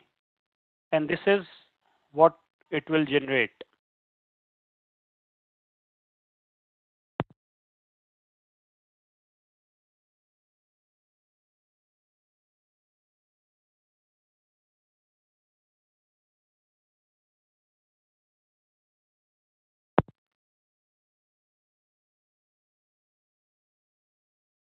Okay, this is one way. I mean, either this or line number 60. The other way is plot. It's messy, yeah, because it's messy because will the only thing it's messy is because there are too many data points. Okay, even if even if I'm going to we'll use color options to maybe get a better idea, and far better we'll get a far better idea about this when we are going to go to ggplot. Okay, so wait for that. You'll get a far better idea on this data set. Okay, and it will be much lesser, I mean much less messier. Okay. Okay, perfect. So there are two ways of using plot. One is line number 63, which we have already doing, right? Line number 60 and 63 are almost the same, just that there is no extension in line number 60. The data frame extension is not there because I have attached. I've attached. I've used attach with diamonds. Okay. Also, you can use plot with a tilde. Tilde means it's a equation, right? Tilde means it is equating x variable with y variable. Okay, it is plotting x variable with y variable, wherein on the left side of tilde you mention the y variable, and right side we mention the x variable. So tilde is in the form like this, y tilde x. Okay, and then you mention the data.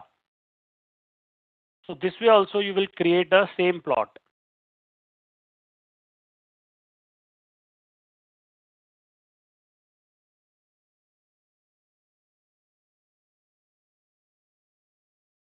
Okay.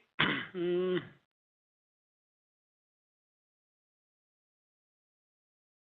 instead of carrot price, I can create price with depth. Let's see.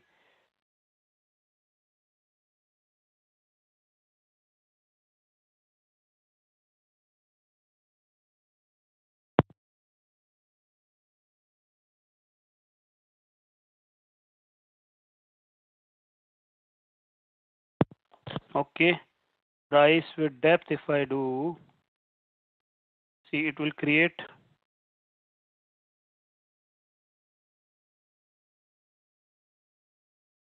Hmm, see,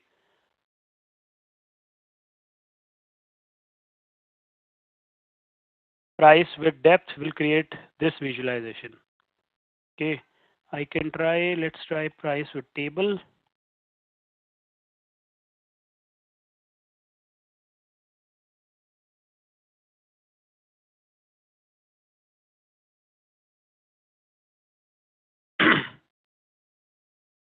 So are you getting it? How to create scatter plot, right? Okay. So let's, in line number 71, I am also adding a title.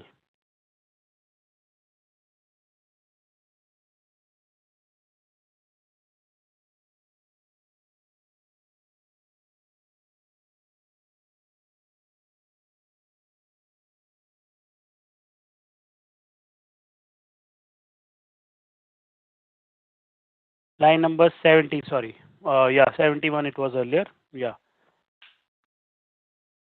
Please add a title using the function, using the argument main.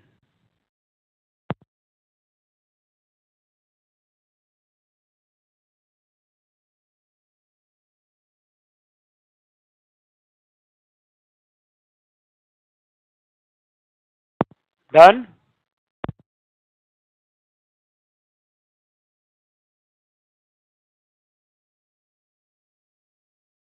Okay, great. Now we are going to see how we create a bar chart. We are going to create a bar chart for this sales quantity data set for the channel types. Okay. See, this is a sales quantity data set. There are channel types. There are three channel types: online, direct, and post, right? So what we are going to do is we are going to first create a table of these channel types. So this is the table. count count of different channel types. Line number 81, I have created a table of this, and then I'm going to create a bar plot using the command bar plot. Line number 85.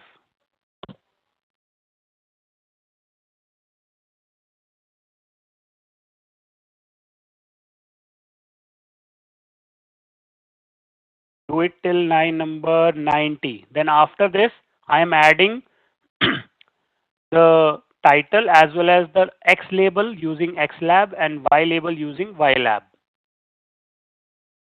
The title, X label, and Y label should be in double quotes or single quotes.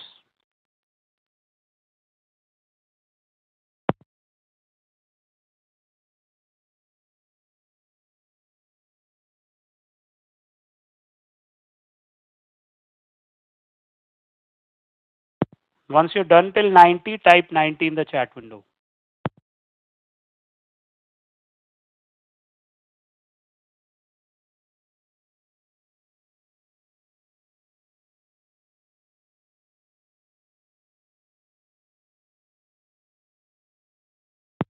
We'll wait for others to complete to respond.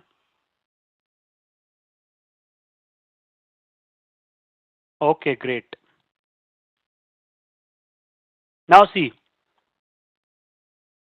I have added labels, right? Then I am adding colors using the argument call, wherein I am creating a vector which has the three colors, which has the names of three colors. So if I run this, I will be able to add colors to the bar graph.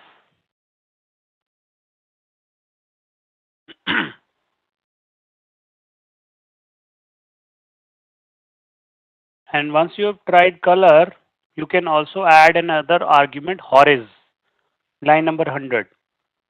Horiz means orientation, horizontal orientation or vertical orientation. Horiz equal to true is going to create the chart in horizontal format. By default, it created in vertical format, or I can also do horiz equal to false. It will again create the chart in vertical format.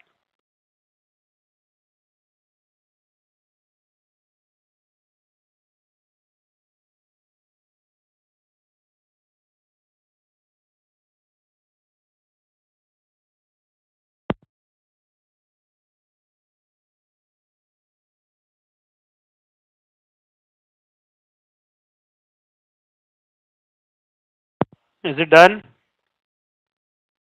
Once you're done till 100, let me know.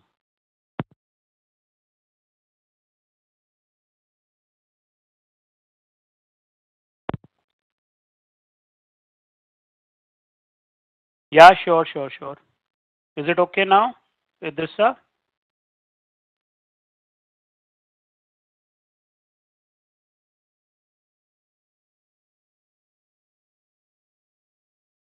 Is it better? Yeah, you can let me know if you want a particular line. You can let me know. I can share that line, but I will not share it very frequently. Okay, only in any one-off case I can share it.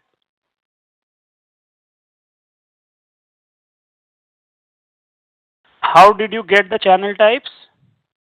Here, I have attached it, and then I am getting a table for the frequency of channel types. Okay, then I have assigned it to the variable ch types, and then I have asked the value of ch types. Okay.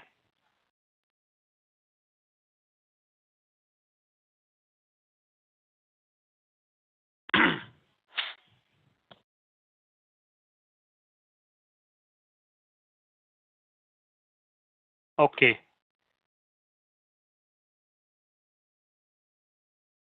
So next, what I want you to do is create a table of channel type and employee country. Okay. Create a table, name it as crosstab. Name this table as crosstab. So your crosstab should look like this.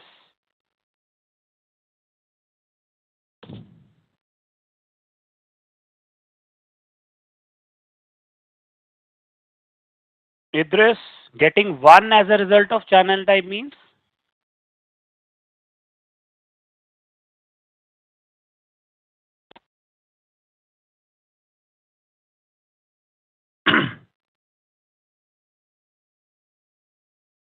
Okay, okay,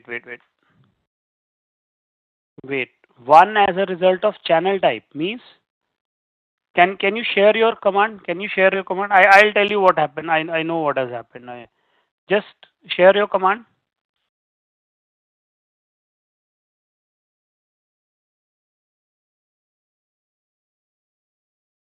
Okay. First thing, it's not in quotes. Channel type. Okay. Okay. Now, Idris, uh, make sure. Yeah, I'm coming to that. Yours is in quote. See, make sure first take a look at, is your channel type okay? I'll tell you how to get this sorted. Sales, write this sales QTY. See, I'll tell you what happens is when you import the data set using import data set, this link in the global environment, right? This gap appears. Otherwise, I think it takes it as underscore. So make sure to first know the variable name correctly. Yeah, dot appears. Sorry, not underscore, dot appears. Yes, Idris, you're right. So in that case, you'll have to write dot. Okay. So I'll tell you how to correctly identify. Just mentions I'm using sales QTY $1, and then you see if I select this, now you'll get whether it is dot or whether it is a blank. Okay. Is that okay, Idris, for you as well? Just check what is it. What is the exact name of the variable? Idris, right? And accordingly name it. Worked? Okay, great. Perfect. Let's proceed. Can we proceed further? Yeah, view. No, I could also, yeah, I could also see it in view, but I was not very clear. See, I first went to view only, right? But I was not very clear because the type was coming in the next line.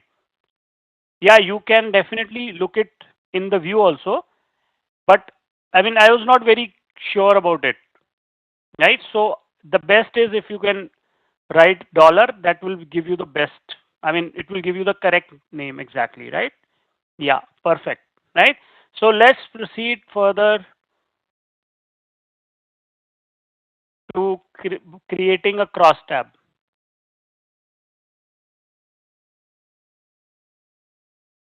Create this crosstab for channel type and employee country, and your crosstab should look something like this.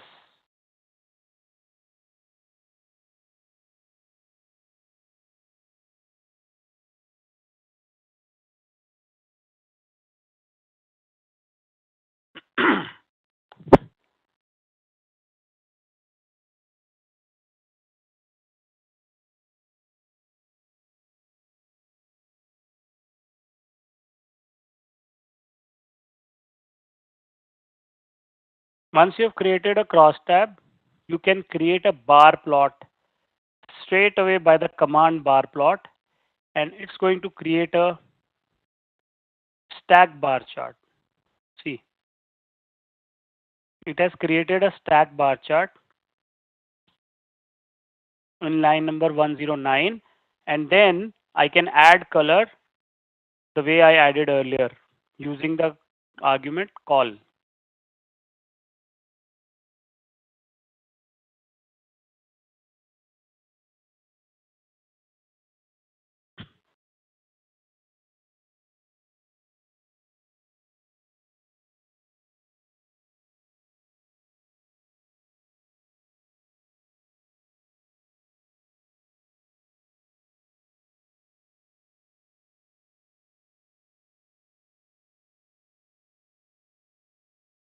Once you're done till 112, let me know.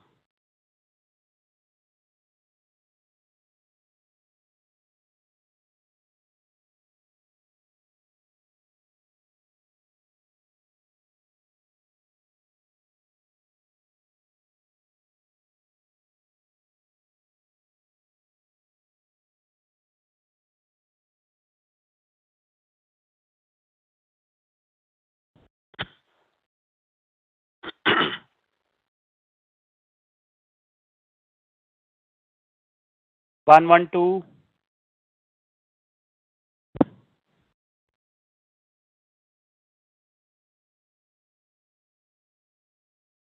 Okay.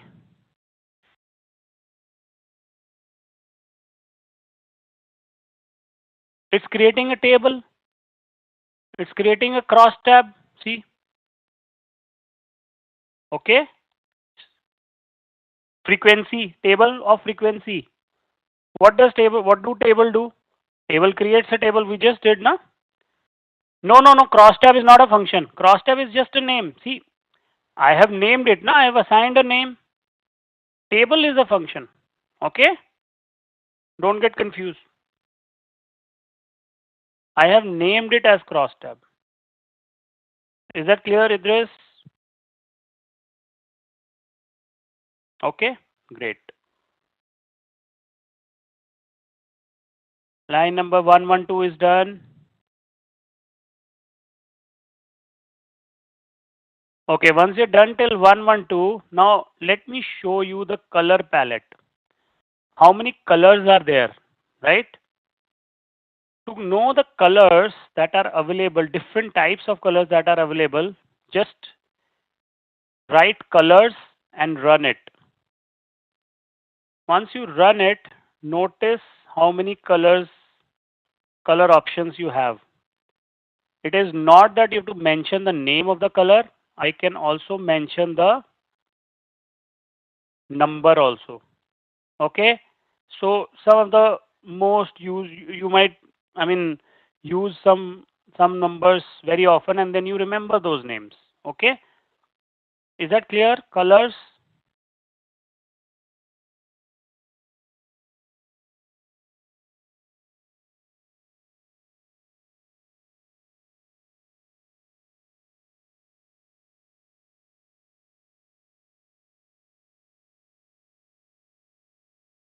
Index of colors palette. If I click on this,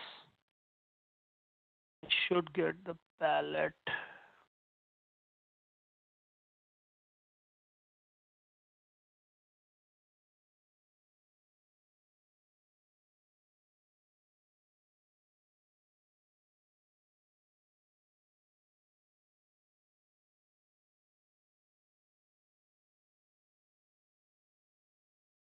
So it has further, you can see them here, right? Rainbow color. So you can get more details on colors here, right? Color palettes. Okay, fine. Now I'm going to use only the numbers now instead of colors, because I know colors can be represented by numbers, right? So let's create a bar plot for crosstab. I mention the colors and I mention the legend, whether I want the legend or not. So I want the legend which will be equal to the cross tab row names. See, row names of cross tab. What is the row name of cross tab? See, direct, online, and post, right? So legend is going to be created for direct, online, and post, and space equal to zero point 0.5 is going to add the space in between the bars. See, space, if I make the space as 0.9, the space will increase, the bars will decrease, the width of the bar will decrease. If I put it as zero point 0.2, the bars will increase, the width of the bar. Okay. Now, this legend has been created, but it is overlapping our chart, right? So not much useful here. I can position the legend as well. I can decide the position of the legend.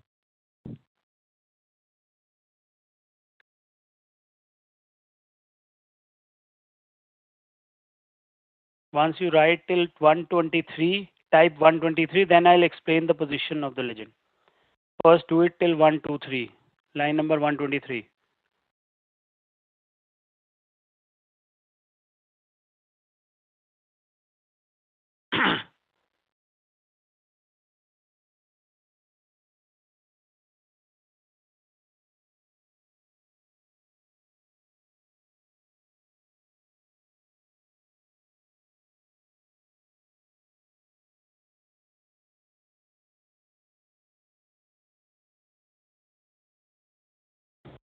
Others, once you're done till 123,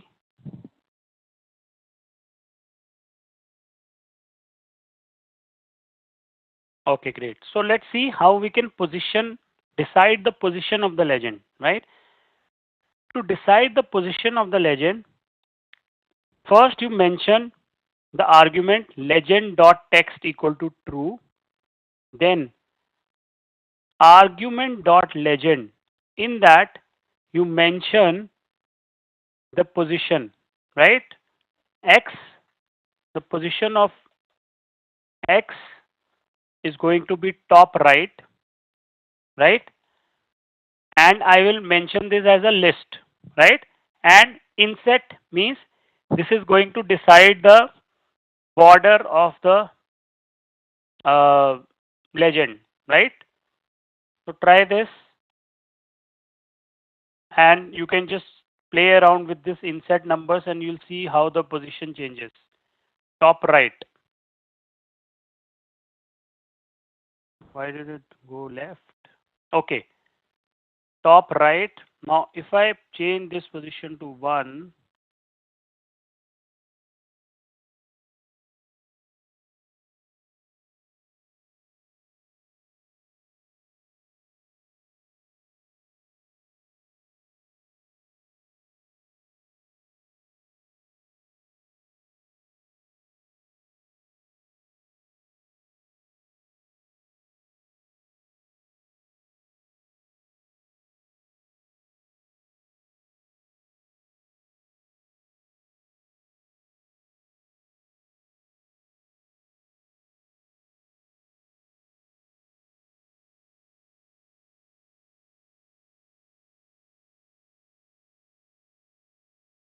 just like top right, I can also change the position to top left or bottom right, right?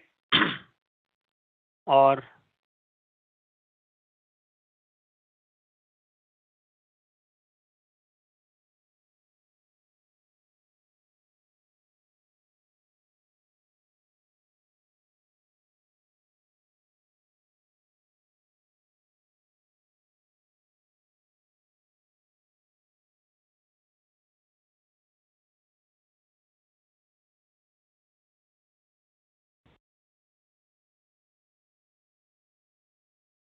okay, then there are different positions. You can try these positions later. Top left, top right, center also is there, right? So if I mention it as center,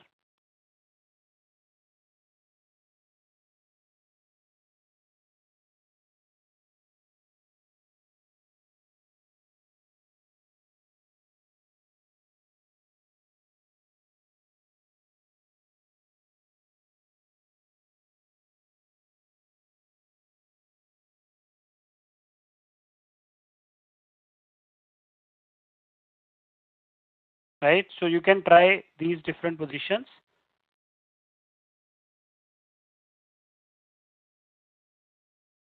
Next, adding a grid to this. If I want to add a grid, I can even add a grid by simply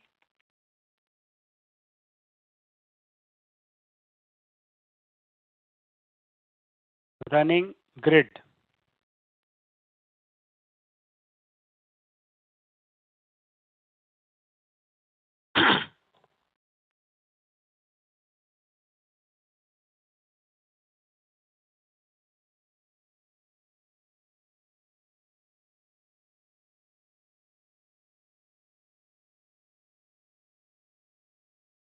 Once you're done till 155, grid, that is grid. Just type 155 in the chat.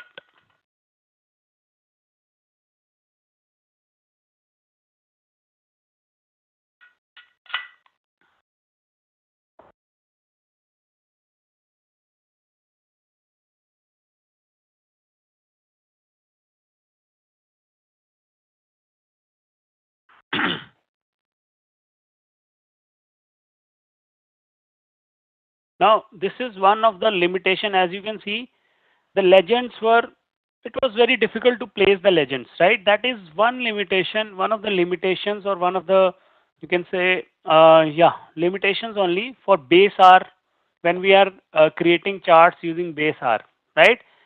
This limitation will be easily catered through when we'll start using ggplot. You'll see all the legends will be properly and neatly placed when we use ggplot. Okay. So once you're done till grid, please type 155. If you have done till grid, okay, great, right? So let's create a pie chart now. All of you know what is a pie chart?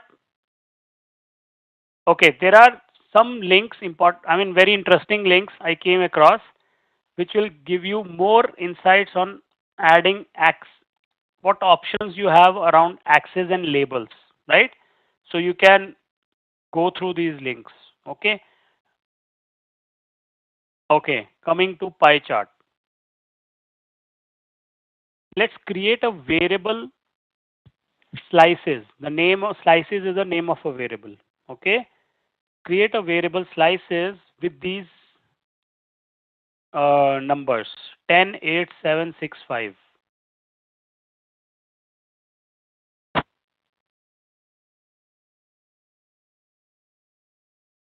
Create a vector slices. It should have numeric data 10, 8, 7, 6, 5.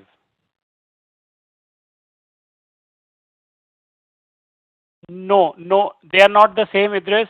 I told you now, if you take out, just take out time.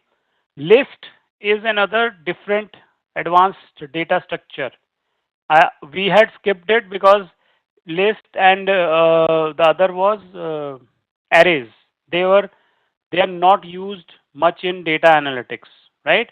But I told you that if you get time, do go through those modules, right? So they are not the same. List will create list, okay? And this small c will create a vector, okay? List is basically, okay, I'll just brief you. List is a three-dimensional uh, data structure, right? So it's like, so I would suggest, I have the modules, I have shared the modules. Let's not spend time on it because there are a lot of things that are not used in data science or data analytics. So we'll not touch those things, right? Okay, great. So once you have created the variable slices, create another variable labels, LBLS, or vector, which holds the names of 5 countries: India, Australia, US, UK, and France. Let me share this so that it saves you from. Create this variable labels. Now we have two variables, slices and labels, right? Slices is going to give is actually the data that is to be plotted on a pie chart, and labels, I add labels using the argument labels equal to LBLS.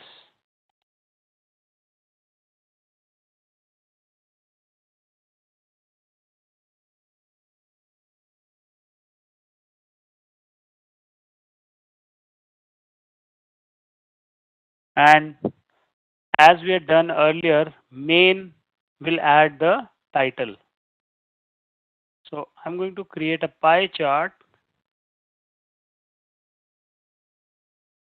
You should be getting a pie chart like this.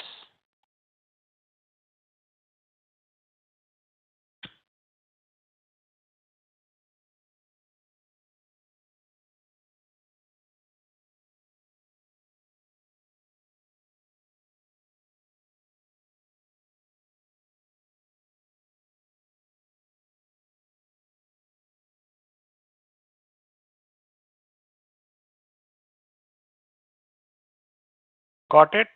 Pie chart. Type 173 if you have got the pie chart.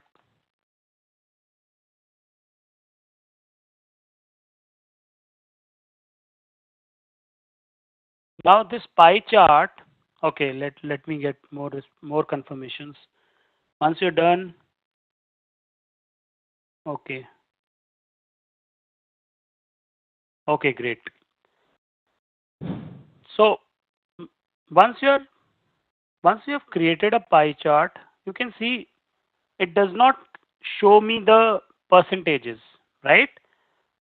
So I am going to add percentages to the pie chart, right? So for that, I will create a variable percentage, and this percentage will have the percentages of each value, right? I've created a form, I've written a formula, slices upon sum of slices into 100, and then I have rounded that value, see, to two decimals.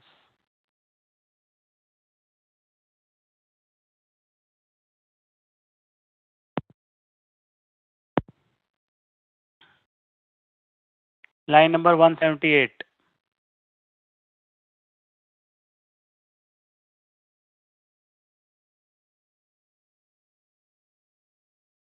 Then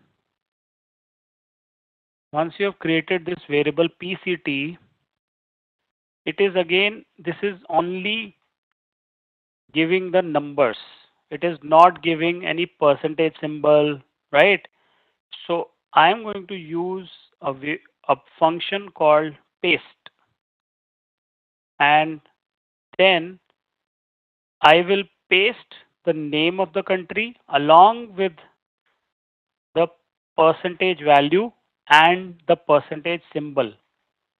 See, if you'll see line number 185, just 1 minute on the screen, please, everyone. Line number 185, paste names of all the countries with a space and the value of the numeric value along with percentage symbol and separator equal to blank. So this will create a very comprehensive label like this. Now you can do it.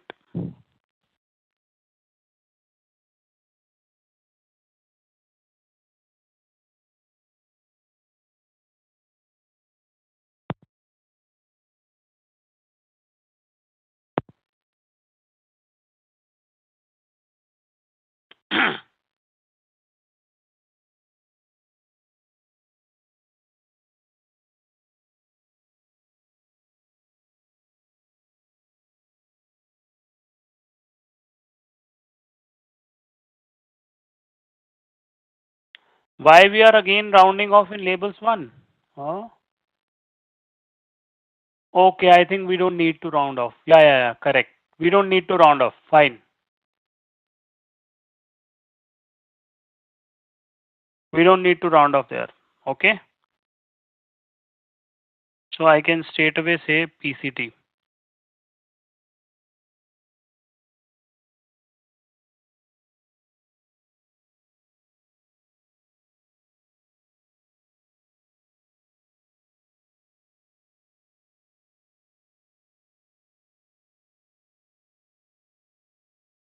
Yeah, yeah, not required, not required. Good observation. Okay, got it. Once you've got the labels, I create another vector colors wherein I mention these five colors: red, yellow. Let me share this color vector also so that it will save you time from writing these colors.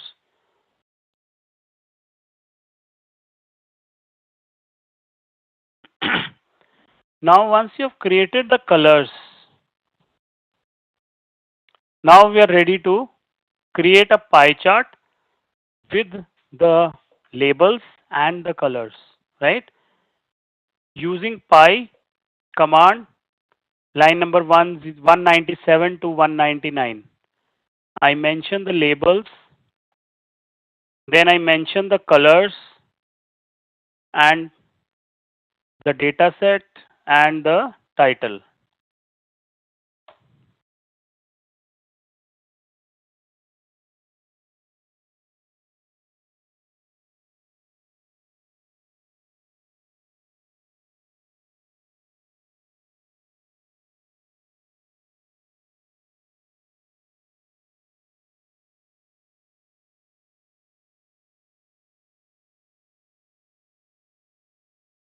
So it's going to create a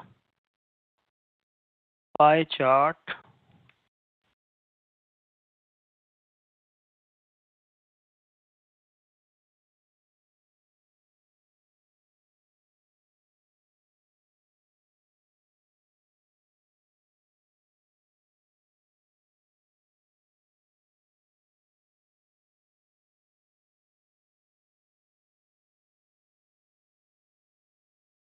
I don't know why it is giving null. Could be some bug. Does not make sense. So you can just create a pie chart with the command pie.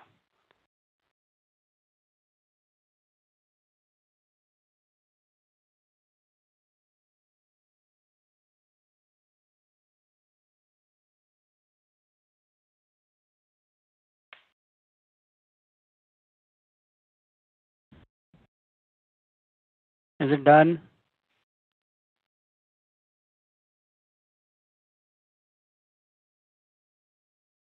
199. Type 199 if you're done till 199.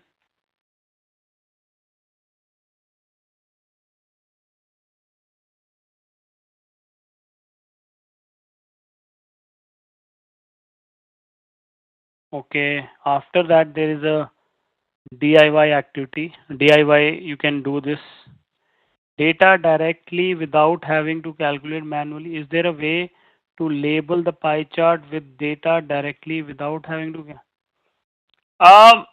Not in base R. It is not in base R, but yes, ggplot definitely. Okay. And you never know, there should be some package, but at least I have not used it, right? There might be some package that can directly calculate, but I am not aware of, right? Okay. So then there are some DIY activities, examples. You can do these on your own, right? Now let's move to scatter plot. We have already created a scatter earlier, right? So we are going to create a scatter one more for one more data set, empty cars. Quickly do this. Create a scatter for weight and MPG. View the data.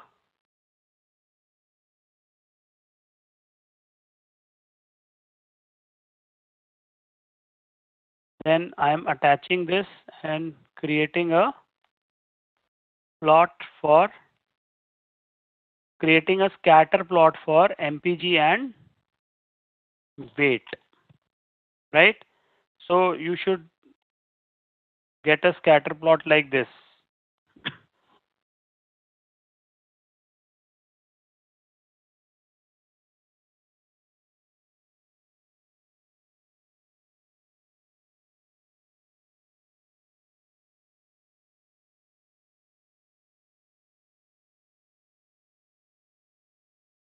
So once you've got a scatter plot, okay. Hmm. Uh, from what is a scatter plot? It gives you basically a relationship between two measures, right? From a scatter plot, we can pass a regression line. Anyone knows what is a regression line?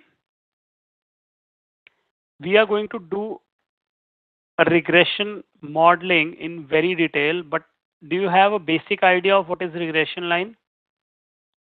Anyone? You can say it's simply a trend line passing from the data. Okay. Yeah, best fit. Very good. If you are saying best fit means you know what is regression, right? But to a layman, right now for regression we are laymen, especially people those who don't know, right? So for them, you can say regression is a trend line, right? The line that shows the trend of the data. Okay. So for now, let's take regression line as a trend line. When we'll do regression in detail next week or maybe this week only, right? Then we will understand more about regression. Okay. For now, regression line is a trend line, right? That can be created using the command LM, linear model. Correct, correct, Amatullah, you're right. Right. Notice first I create LM creates a linear model means the regression line. And if I just run LM MPG tilde WT, this is the regression line that gets created. And AB line plots this regression line on top of the data, on top of the visualization. See, so AB line will plot the line on the data and LM MPG tilde weight shows you the equation of the regression line. Now, don't worry that you don't understand how is this equation written, because when we are going to do regression in detail, you will get to understand this. Okay. For now, just important thing is to plot the line using AB line. Okay.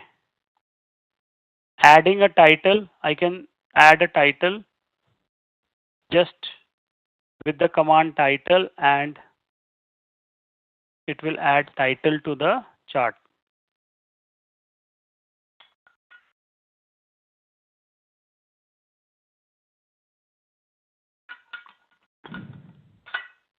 Next, we did histogram. Remember, we discussed what is histogram. Histogram is a frequency distribution, right? So you can create histogram using the command hist, line 267. So I'm creating a histogram for MPG, miles per gallon.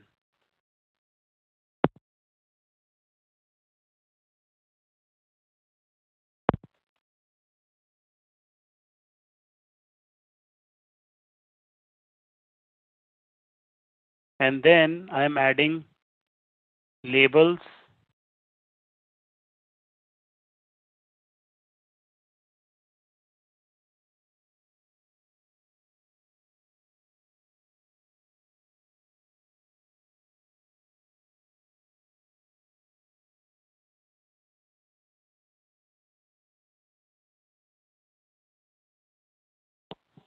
Add labels and uh, yeah, the header, the title and the labels.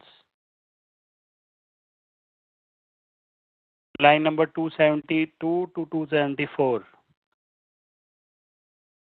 I can add colors by using the argument call. Line number 278 to 280.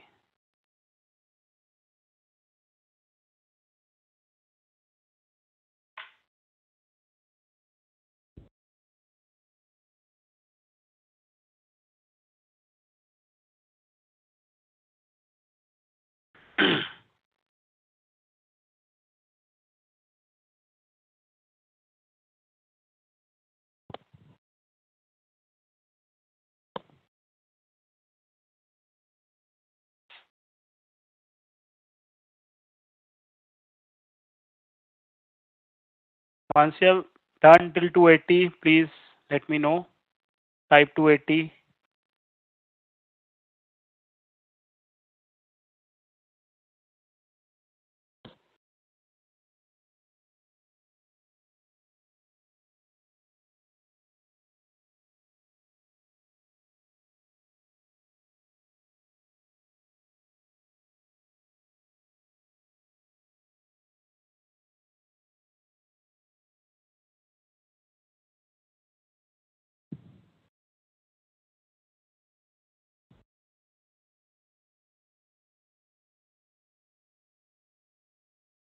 Type 280 once you're done till 280. And once you're done till 280,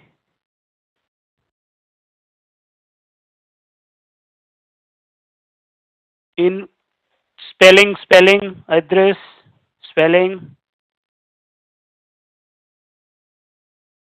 Okay, breaks. Sorry, I did not explain. Breaks means basically it will create 5 bars. Okay, Pradeep. Break means how many breaks will be there in histogram? 1, 2, 3, 4, 5. Okay.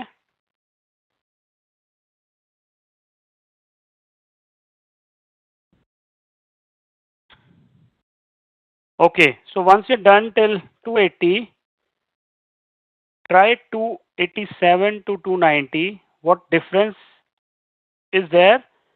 Herein, my frequency will be converted into probability.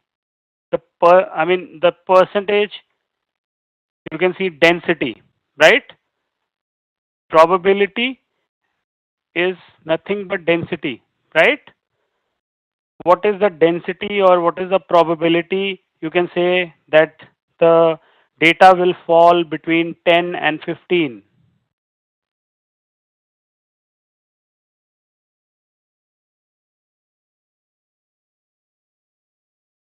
So it will create a density chart.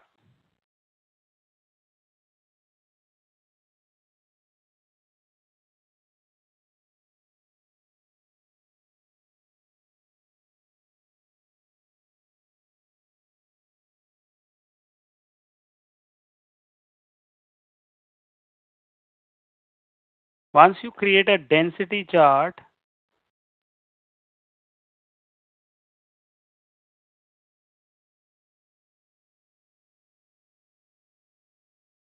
using density with lines,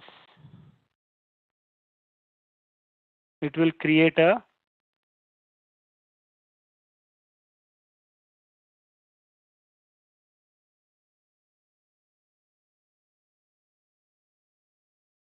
density curve on top of histogram. Remember, I think we discussed how do we convert a histogram into a density, into a shape shape of the distribution, right? By joining the midpoints. Yes, we discussed this. By joining the midpoints of the histogram, you can convert it into a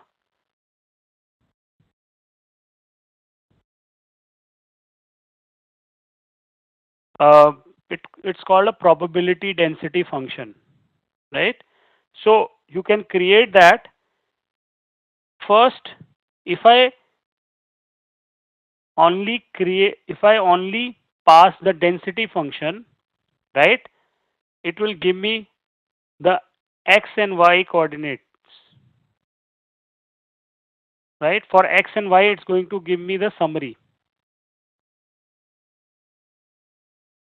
Lines, if I pass this density with lines, it is going to create the line on top of histogram.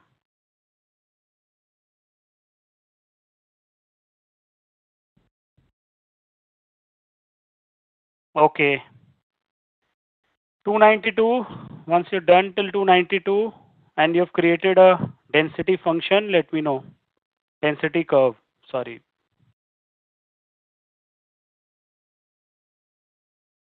292, okay, great. I'll wait for more confirmations.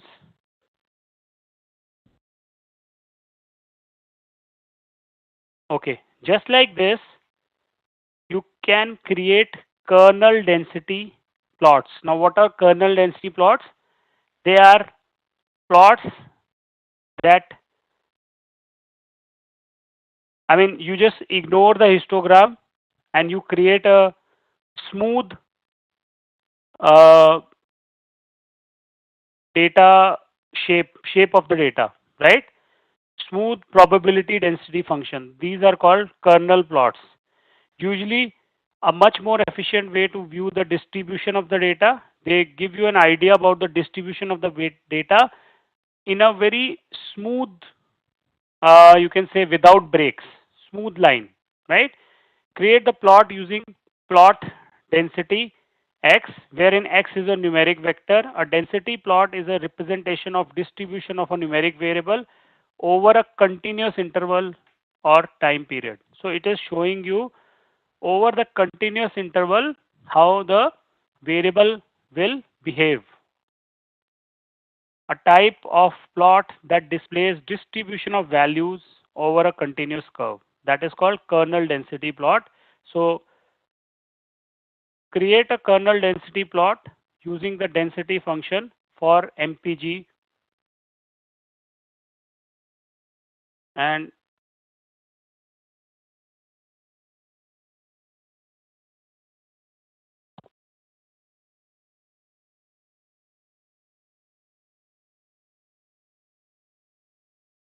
assign this density to a variable dp and then plot dp using the plot function. You'll see exactly the same plot has been created, just that the histogram is removed, right?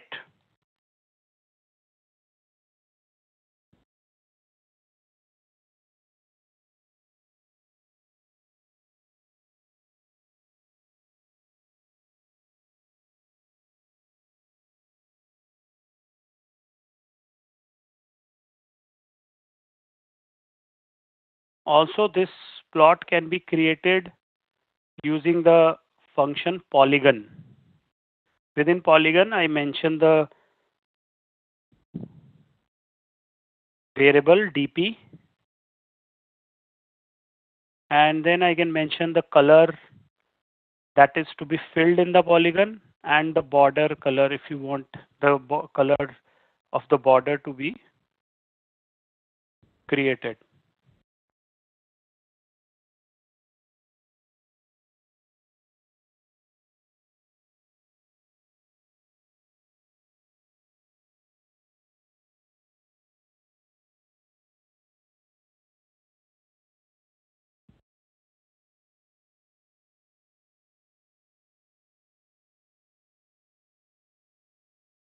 Polygon will give you the same density plot just like plot only.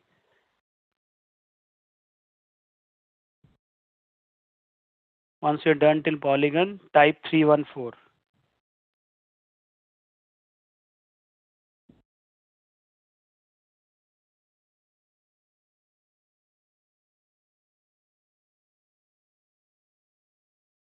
Okay. Once you're done till 314, install this package SM. This is called SM means smoothing methods. Another way you can create density function, but for multiple uh, variables together, right? With this, we can create density plot for multiple variables. Okay, we'll see this. First, install SM and activate this SM package using library command.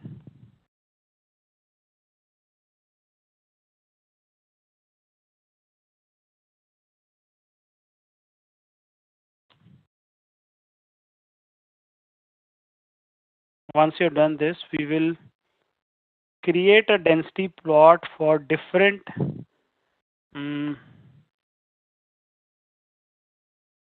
cycles, sorry, different cylinders of empty cast dataset.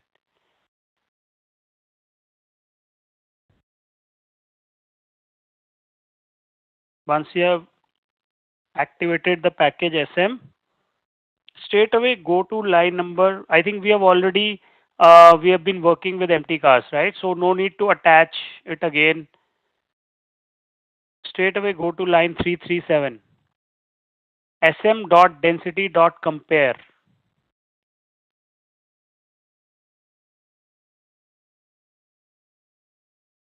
It's going to create the density plot for the three cylinders.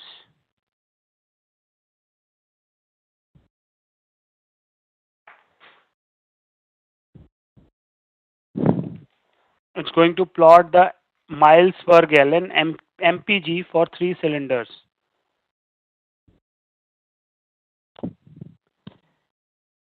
And plot it in a same chart.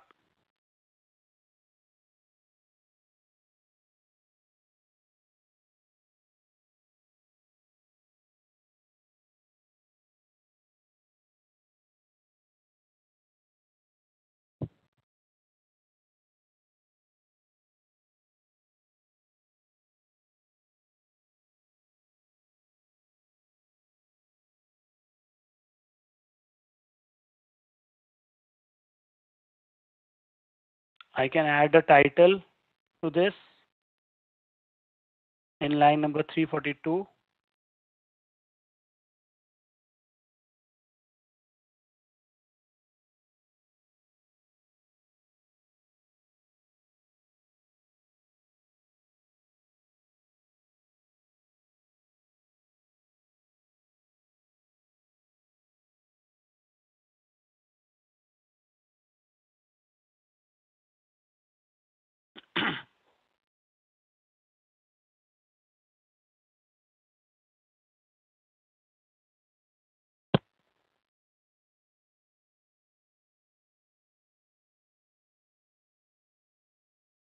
Three 42 is done. Once you're done till 342, let me know.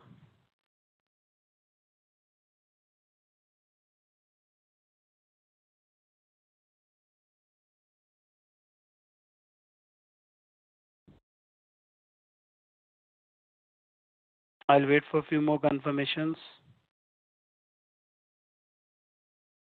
for 342.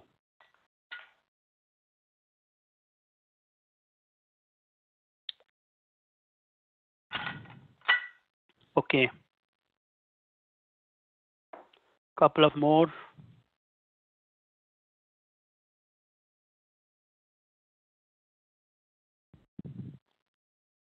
Quickly.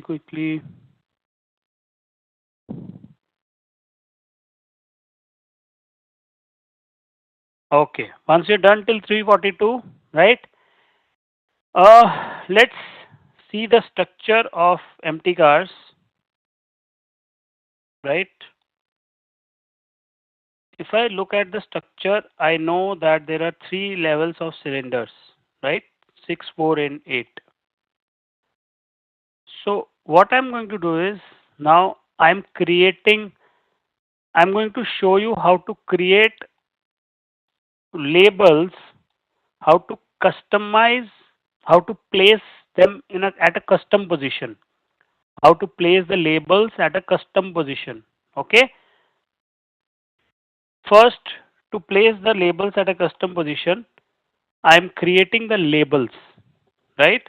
Using factor variable, sorry, converting see, my cylinders are numeric. Look at the structure. My cylinders are showing as numeric variable. But are these numeric variable? If two cars have cylinder 6 and 8, no, you cannot add them, right? So these are not numeric variables. These are factor variables, right? So what I'm doing is I'm converting them into factor, mentioning the levels, also mentioning the labels. Okay. Convert cylinder into factor variable, specifying the labels and the levels. And I am assigning I am putting them into a variable cyl.f,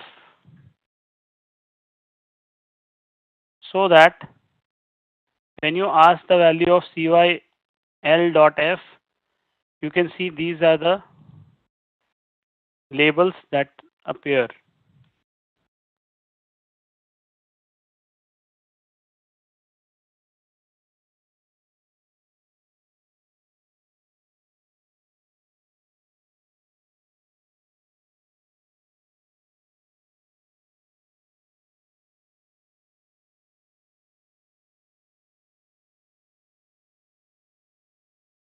Okay, have you created cyl.f?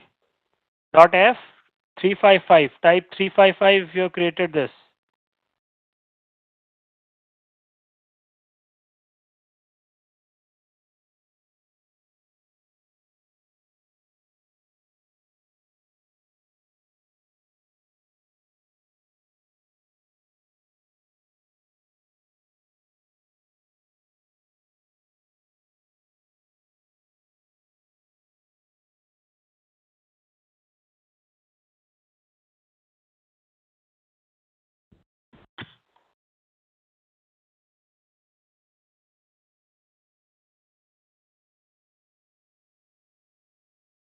In line number 362, I am creating a variable call fill,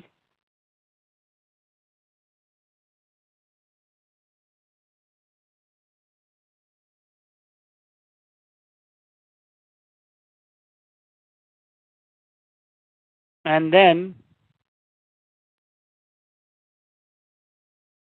so it will have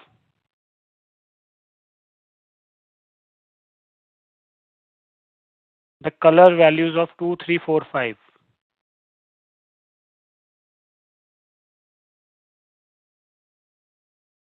And then I use a argument locator 1.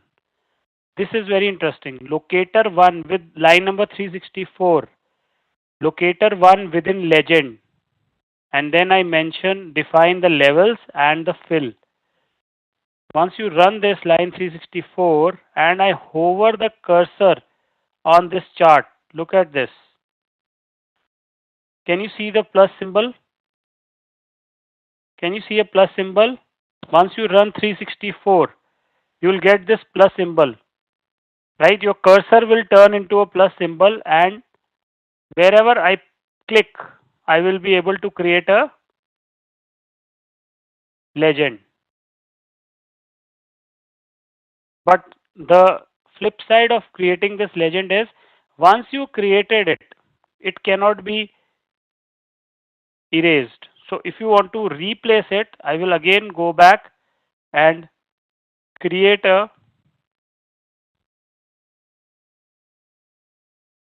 the chart again, right? I will again go back, create the chart, and then come back, and again if I want to replace it.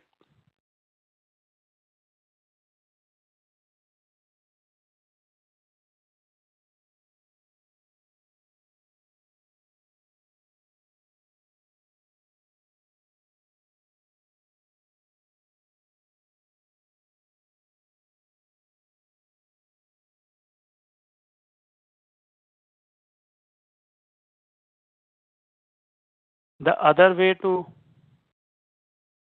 place the legend is by mentioning the position like top right. It will automatically create a legend on the top right corner. Line number 370. So I think we'll stop till 370. Once you're done till 370, we'll stop and then we'll start with line chart tomorrow.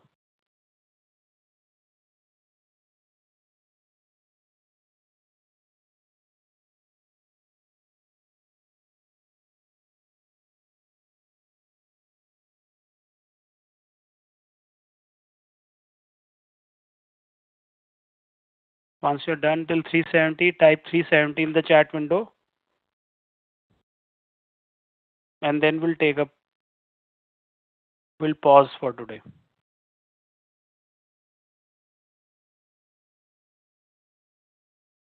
Thanks, Vishal. Appreciate your encouraging words. Hopefully, all of you are enjoying learning this. But yes, enjoyment is one thing, but practice is another thing, right? Though I hope I'm not letting you enjoy completely by pushing you and pushing you out of the comfort zone. That is very important. And it's not a enjoyable state when you are out of the comfort zone, right? But yes, that is where the maximum learning also happens. So it's very important that you stay out of that comfort zone. Okay, but keep practicing. Very important.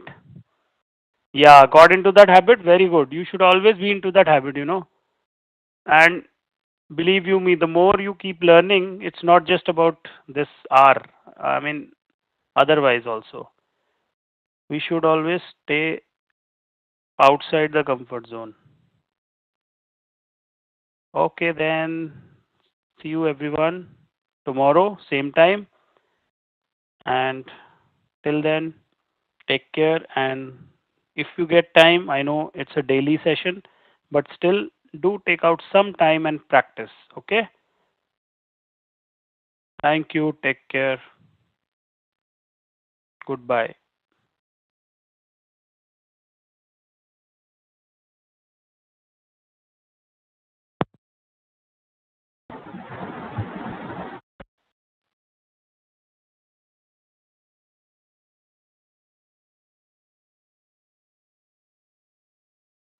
Thank you for a wonderful session, Deepak, and thank you everyone for your time.